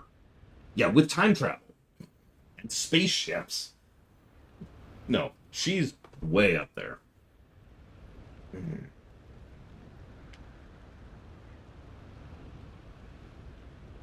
Well, I mean, it was a comic book SAR, so it's kind of a side story thing. A what if, or an Elseworlds, if you prefer. The top 3 mages? Well, I mean, Sargeras is the obvious answer, even though that's kind of a cheat, but it's still true. Below him would be Archimonde. Below Archimonde would probably be, this is debatable, but Queen Ashara. Now here's the thing. Queen Ashara is either the 3rd best mage in the setting, or like the 80th. And we don't actually know. It's kind of a debatable thing, because her primary focus of expertise is charm magic. And it has been suggested several times that she's not actually as powerful as she comes across. She just portrays herself that way. So, she's kind of the asterisk. But anyway, so Sargeras number 1, Archimonde number 2, possibly Ashara number 3. After Ashara, we would go down to Medivh at his height. Now, that's counting Guardian power. So actually, I'm going to take that back. Anybody with Guardian powers is cheating because they're temporarily imbued. So let's ignore that for a second. So now we're going to go down to Khadgar. Below Khadgar, we will put the player character, the player mage. Below the player mage, we will put Jaina Proudmoore, right there. So I was actually right, number 6. Looks like the monsters are planning another big attack. Time to kill them.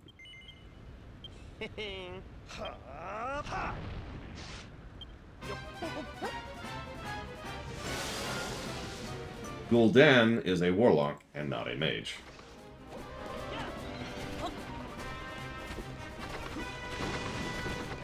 Oh, absolutely, Lord Hermod. By quite a margin, if I might be so blunt.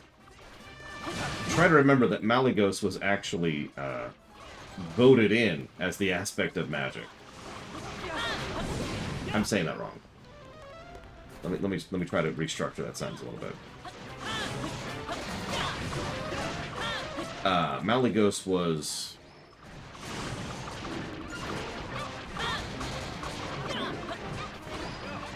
gifted titanic power? I'm trying to think of the best way to summarize that whole thing. Because it's the same thing with all the aspects. And in a similar way to the Guardians not counting, I honestly don't really think that the aspects count either. Also, Malygos is a cheat, regardless of the titanic power being imbued into him. There's also the fact that he's not a mage. And I know that sounds like splitting hairs, but no, there are multiple fields of magic. Malygos was a student of magic, but not actually a mage, is how I would phrase it. So, no. Now, Kalecgos is actually a mage, and definitely lower tier, but that's different.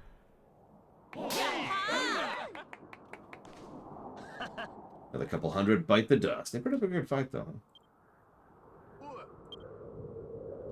The way you belted those beasts was breathtaking. Let me be your squire, I prithee. Hear that? Looks like I got an admirer. Look, I don't need a squire, but if you want to follow me around and try to pick up my moves, that's your business. Speaking of moves, what manner of monsters were those fireball-slinging sorcerers? Shaman. Get it? I feared our enemy might send them against us. Neither our walls nor our traps can defend against their spells. There's only one thing for it. We must repair the great gate and keep them out of the castle altogether. I mean, Malygos is an interesting character. We, unfortunately, only see him kind of at his worst. And some bad writing, but mostly at his worst, so...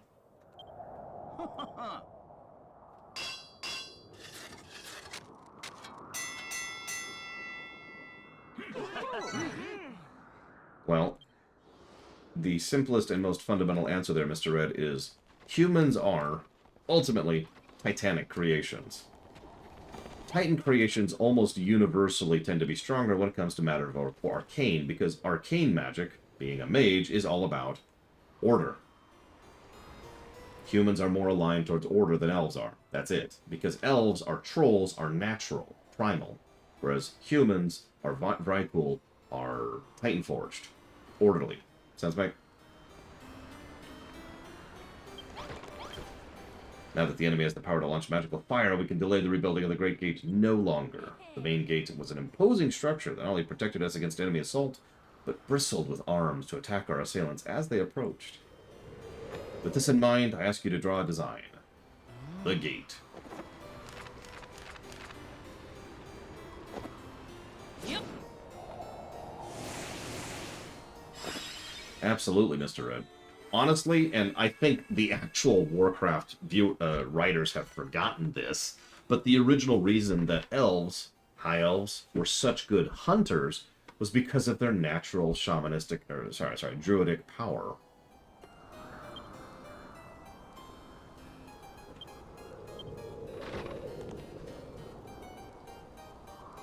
What a splendid blueprint. Maybe it was shamanistic.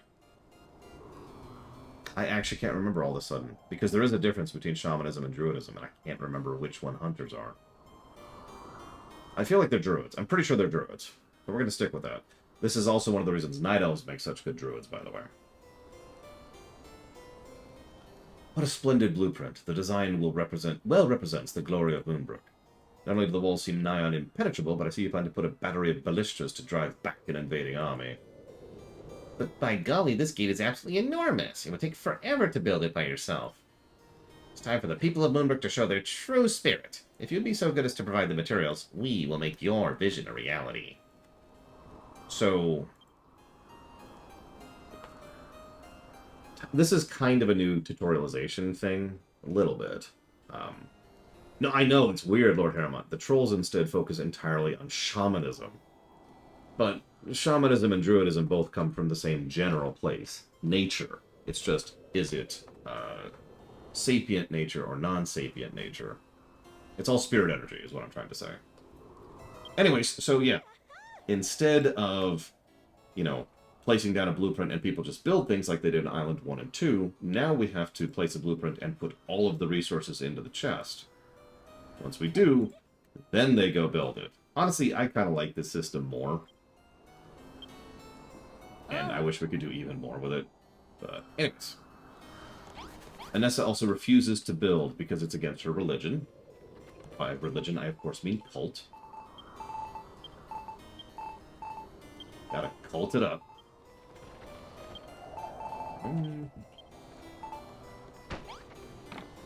Let's go and get some initial in here.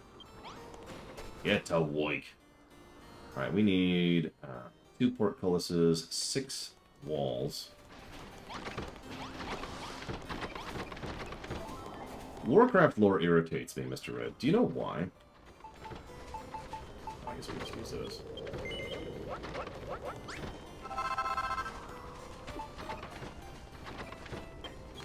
It is hard to find, although that's not why it irritates me.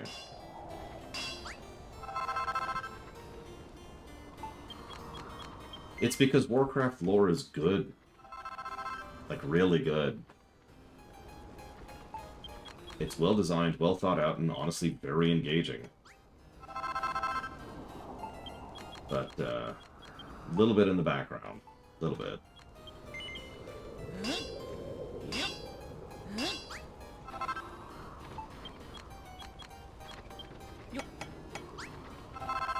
I'll have to go grab some more marble, it looks like.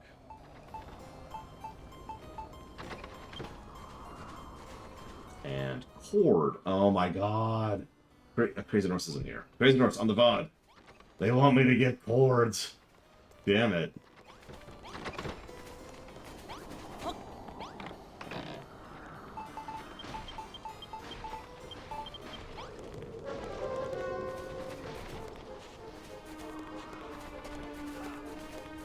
But yeah, we've actually talked about this concept before.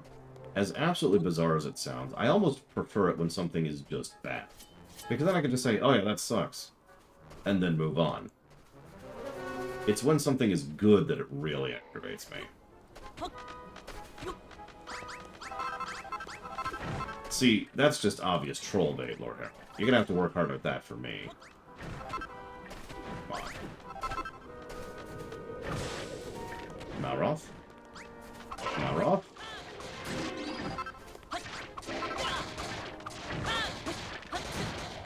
Malroth. Malroth. Oh god. Okay. Okay. Okay. Buddy?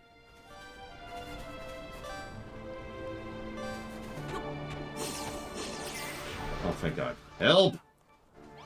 Please help. Okay.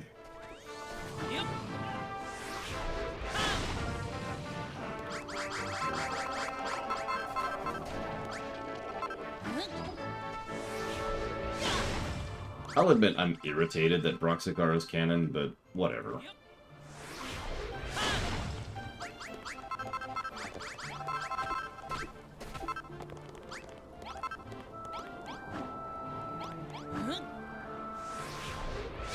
No, I just don't like those books, Jay Palmer. That's the problem. I don't like the books, and I don't like how they kind of don't fit with the rest of WoW lore. And by kind of, I mean fundamentally and in every way, shape, and form. I don't have any problem with Brox himself. He's fine.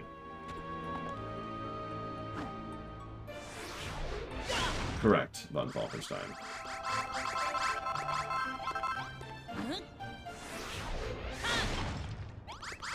Illidan is...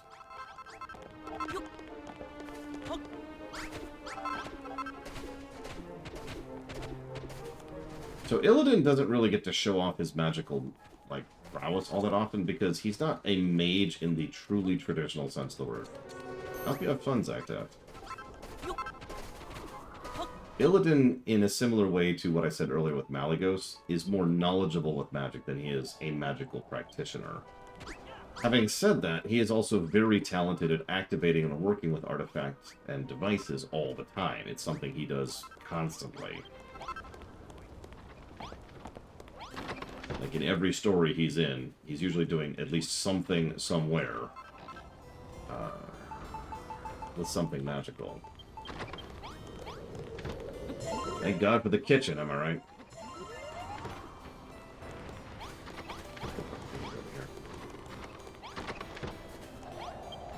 Artificer, that's a good word. I like that. I need port. Whatever.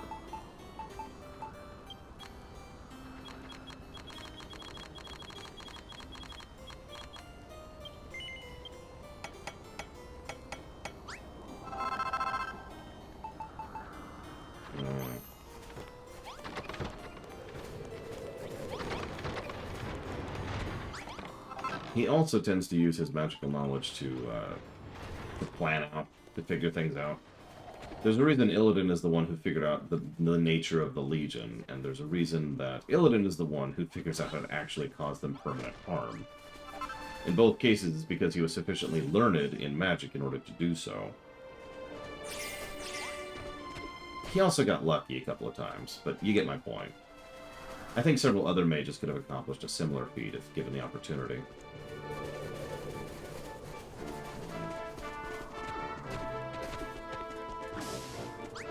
I need cords, which means I need vines. How am I going to get vines?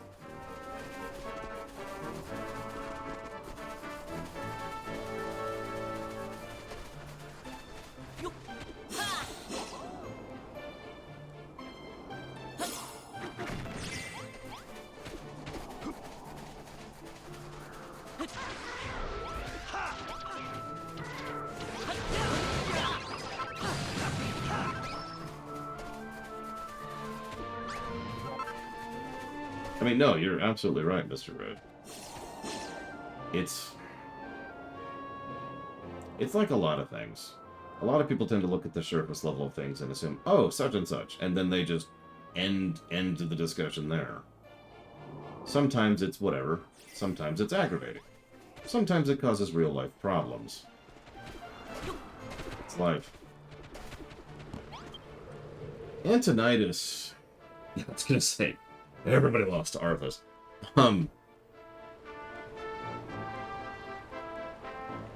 Antonidas, I would say, is a decent Archmage, but honestly, I would put him like at the middle of the pack.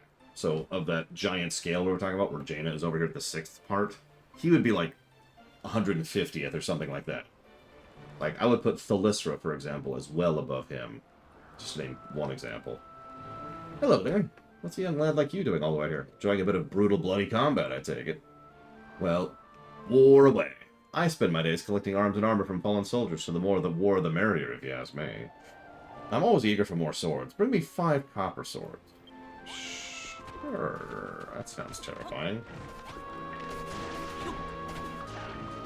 Does there happen to be a blacksmith near here? It looks like no. That's okay. That's okay.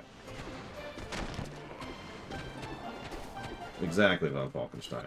Antonidas certainly had some book knowledge and some political knowledge, is how I want to call that. Like, he could navigate being a leader of the Kirin Tor. But mage? That's a full-time job. Hey, Evo. Welcome back. Hit me, Ross. What do you got? Yes, WoW's a great game. Thalyssra? I would say Thalyssra is probably somewhere in the top 10 to 15 range. I would have to really start thinking about it in order to really line up where she is.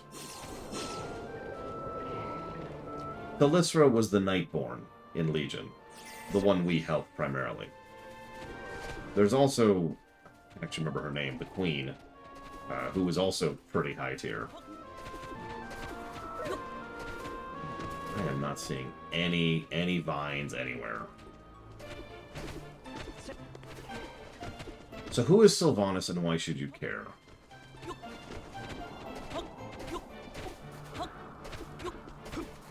Elisandre. Thank you, J. Palmer. Lord knows I've heard her name spoken out loud enough, you'd think I would know that. You think this is bad? Wait till I get back to the actual battlefield, Evo.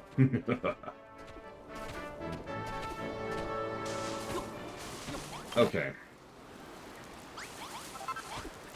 Let's start with why should you care about Sylvanas. I know it's weirder to start with that than who she is, but just bear with me for a second. Sylvanas is a very well-beloved, classic Warcraft 3 character. She has been around since Warcraft 3, and most of the original Warcraft 3 characters tend to be fairly well-beloved. Whether that's a good or a bad thing is up to you, but that tends to be true. So, she's one of the only classic characters still going at this point. We've got Sylvanas, Jaina,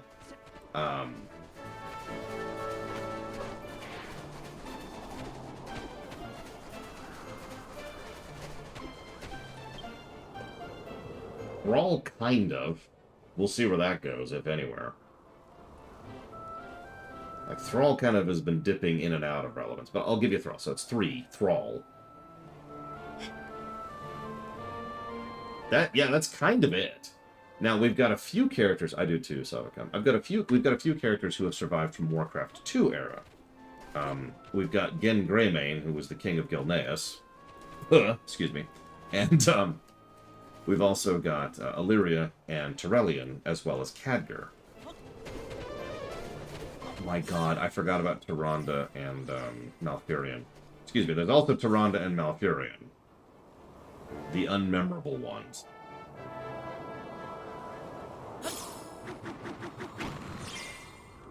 Greetings, Lifeform. Please confirm assertion. This idol is crumble done. No. Moonbrook, unexpected input, recalculating dancing girl search procedure. Yes, even the robots want dancing girls. Relocation to alternative island, suboptimal. Must find dancing girls. Must find dancing girls! You are lifeforms. Dancing girls are also lifeforms. Can you transform into dancing girls? We'll get back to that. Blizzard! Blizzard! Just gotta get to the warp point. Okay. Yeah, Tyrande, you know how every race has, like, a representative character who is, like, endemic or, seminal for that particular species? Tyrande is not that for the Night Elves, even though she tends to be one of the most, commonly used Night Elf characters. There are much better Night Elves than her, including her daughter, while we're on the subject.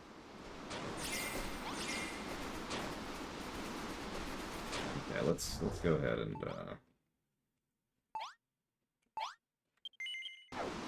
Correct. Sylvanas, and every character I just mentioned predates WoW. Sorry. So, that's why you should care about her, because a lot of people care about her because old and blah blah blah. So, who is she? Alright. Back in the aristocracy of the High Elves, there was a, there was the Windrunner family, which was a very well-connected... Good question, J. Palmer. Very well-connected, very powerful, very influential family. Somewhat more recently in history, they had 3 sisters.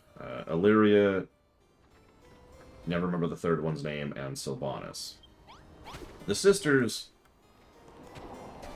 They're all kind of significant characters in their own right, because they had all of the resources. Barisa? No, that's not Barisa.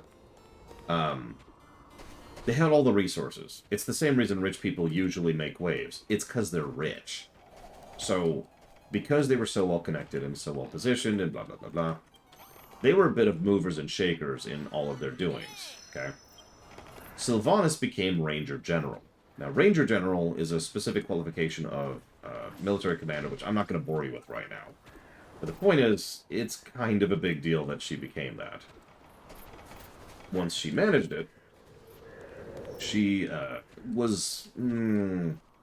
militant is probably the nicest way I could possibly put that. She was heavily militant. You know me, I'm actually very pro-military as a concept. Sylvanas is not pro-military. Sylvanas is pro, let's go and kill people. At one point in time, the Undead Scourge, led by Death Knight Arthas, marched on... Yeah, a conqueror, that's a good way to put that. The Undead Scourge, led by Death Knight Arthas, marched on the High Elven lands. They were the Undead Scourge. Nobody and nothing could stop them. So, despite the extraordinary power, resources, material, skill, guidance, magical artifacts, the Scourge won that particular encounter. During the battle, Sylvanas died. She was actually specifically killed while power sliding. Yeah! She was killed in battle against Death Knight Arthas, personally. Death Knight Arthas, who was irritated at the fact that she gave him such trouble, decided to raise her up as a specific type of undead, a banshee, just to spite her. This is the moment at which Sylvanas functionally died. I know that sounds strange in this context, but you know what I mean. Lord Harrowmont. But the original Sylvanas was, for all intents and purposes, gone at that point. Now we have two Sylvaнаses. Her soul, which won't be relevant for a very long time, and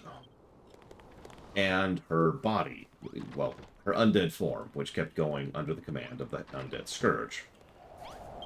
We've actually talked about this a bit before. Hang on one second. Oh my god, I need so many of these damn things. I should have gone the other way. Hang on, let's do it this way. Give me a second.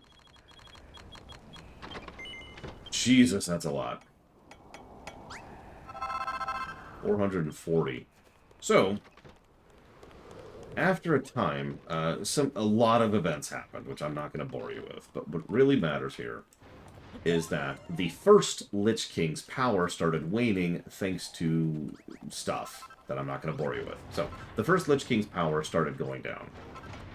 With his power going down, we now have a problem. Several of his more free-willed minions, the more stronger-willed, higher will save minions, start to be like, hold on a second, and start to be able to break free of the first Lich King's control. These include, but are not limited to, most of the lesser undead lords outside of Northrend, which we encounter throughout the course of WoW, Kel'Thuzad, arguably Death Knight Arthas, that's debatable, and, of course, for the purposes of this discussion, Sylvanas. So now she has free will. Now she has her will returned to her. She's still dead, though, and she's still a new person completely. She is, for all intents and purposes, not the original being. Cool. So then she decides, well, there's only one thing I care about. I want to go back to heaven. I know this sounds strange, but let me explain a little bit. When she died, she went to the light, is how it's described. This has since been slightly retconned, but only slightly.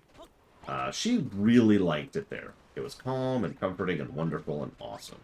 She was rather happy there. Then she was brought back as an undead. She did not enjoy that experience. So she wants to die and go back to the light.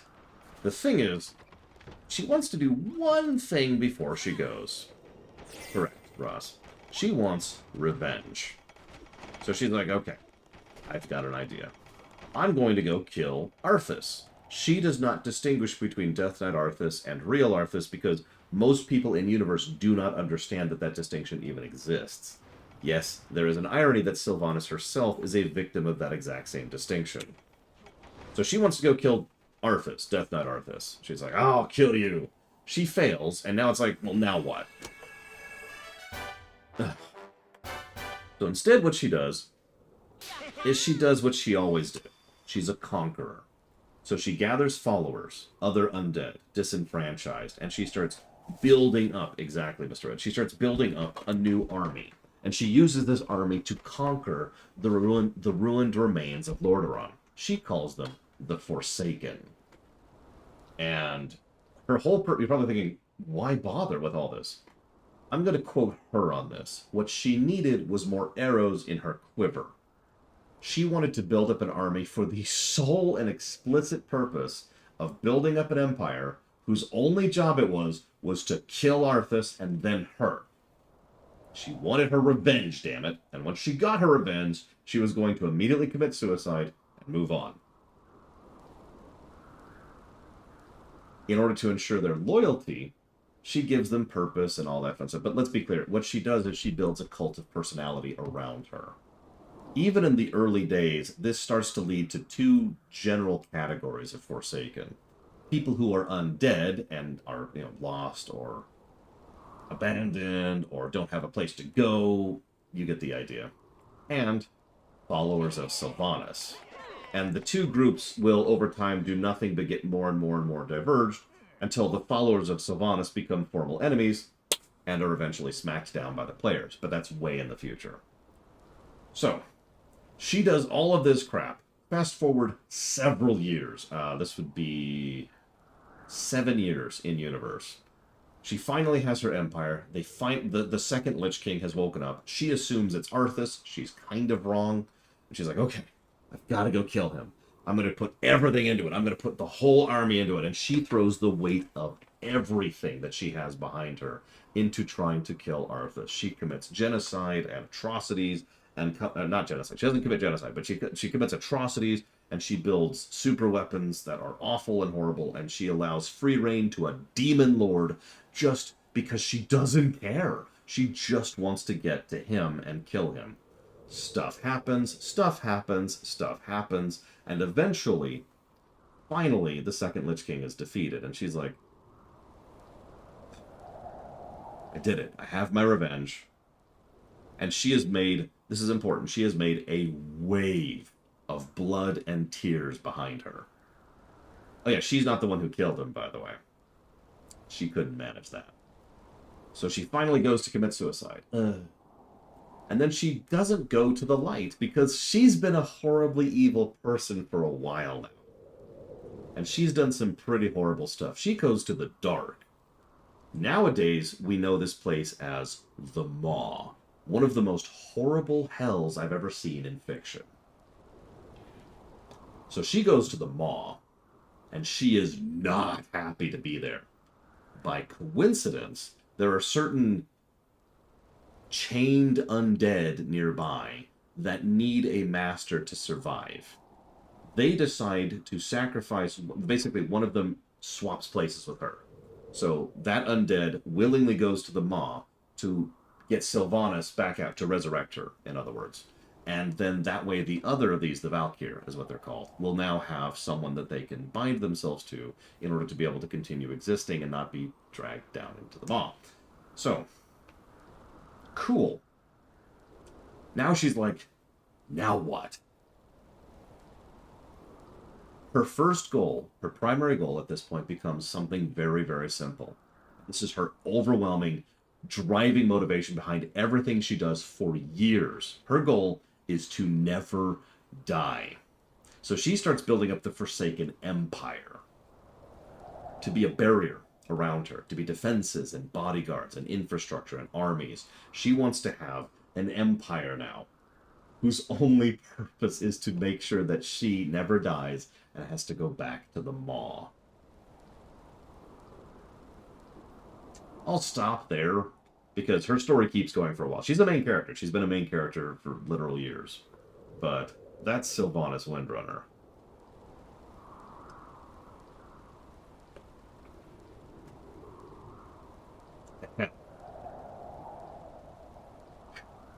She is not a good person.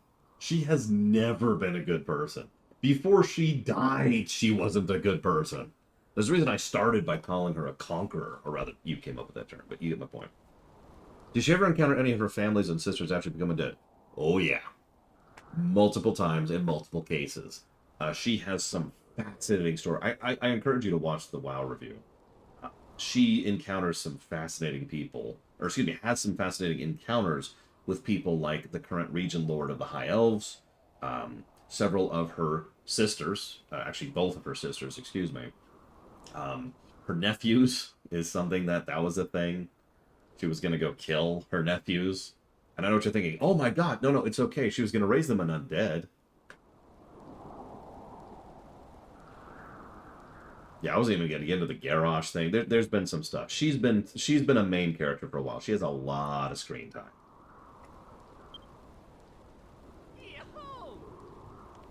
I know. And then she becomes dumb. Is the nicest way to put that.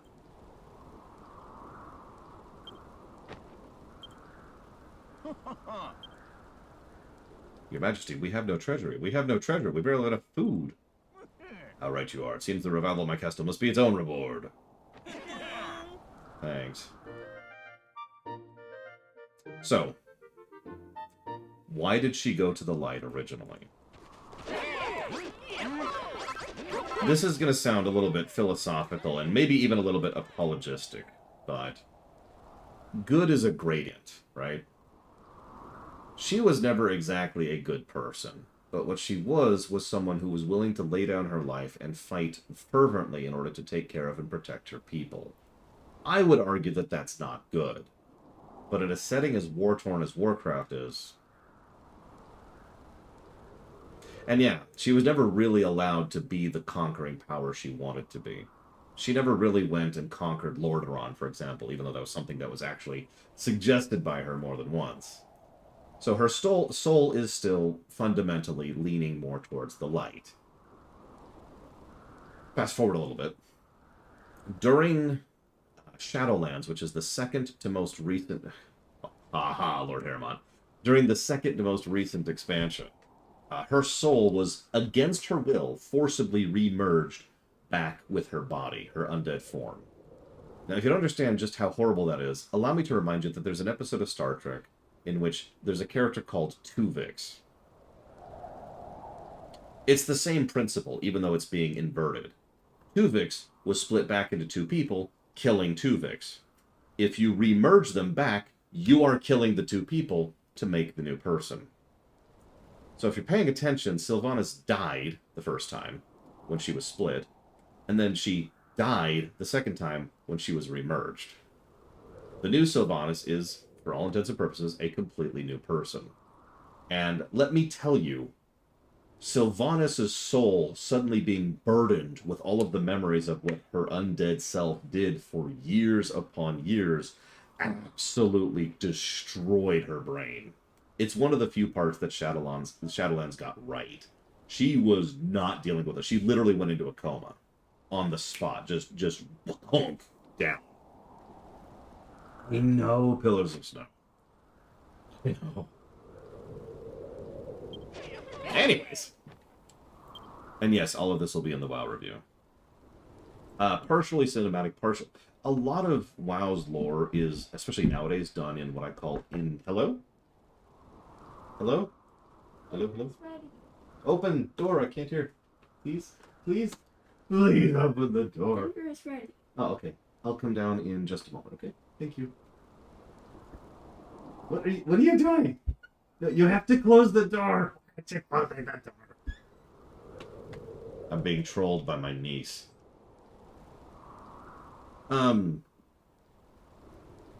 In-engine cutscenes and in gameplay cutscenes. And in gameplay cutscene is what you're seeing right now. We're playing the game and a cutscene is happening. And in-engine cutscene is a little bit more scripted. WoW likes to use those. They're awesome.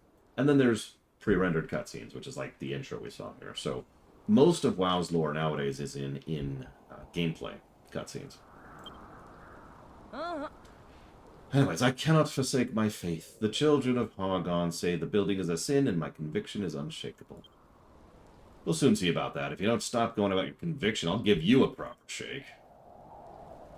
Peace, Malroth. I cannot become a builder, but I will do everything in my power to battle Hargon's hordes. Please be safe in the knowledge I will not stand in your way. Meanwhile, we shall all be safe behind this great gate you have built for us. At long last, we fight from a position of strength. Let us make... Exactly, PM Fearx. Let us make good use of these fortifications and tackle the enemy on our own terms. Now the gate building's done. Let's get out there and teach that mob of monsters a lesson. Oh, come on. Don't tell me Captain Convictions convinced you to hide behind the castle and wait for them to attack. Alright, how about we hurry things on a bit? Are you ready for a fight if I go out there and pick one? Yes. Great. I knew you'd see it my way. Your gate's great and all, but building only takes you so far. Sometimes you have to bit bashing instead. And he's absolutely right. Stop right there! What are you thinking? Your rashness endangers us all. You can't just start a battle whenever you bloody well feel like it. Yes, he can. I can and I will, so shut up. I'm going to put an end to this precious war of yours once and for all. Come on. Let's do it.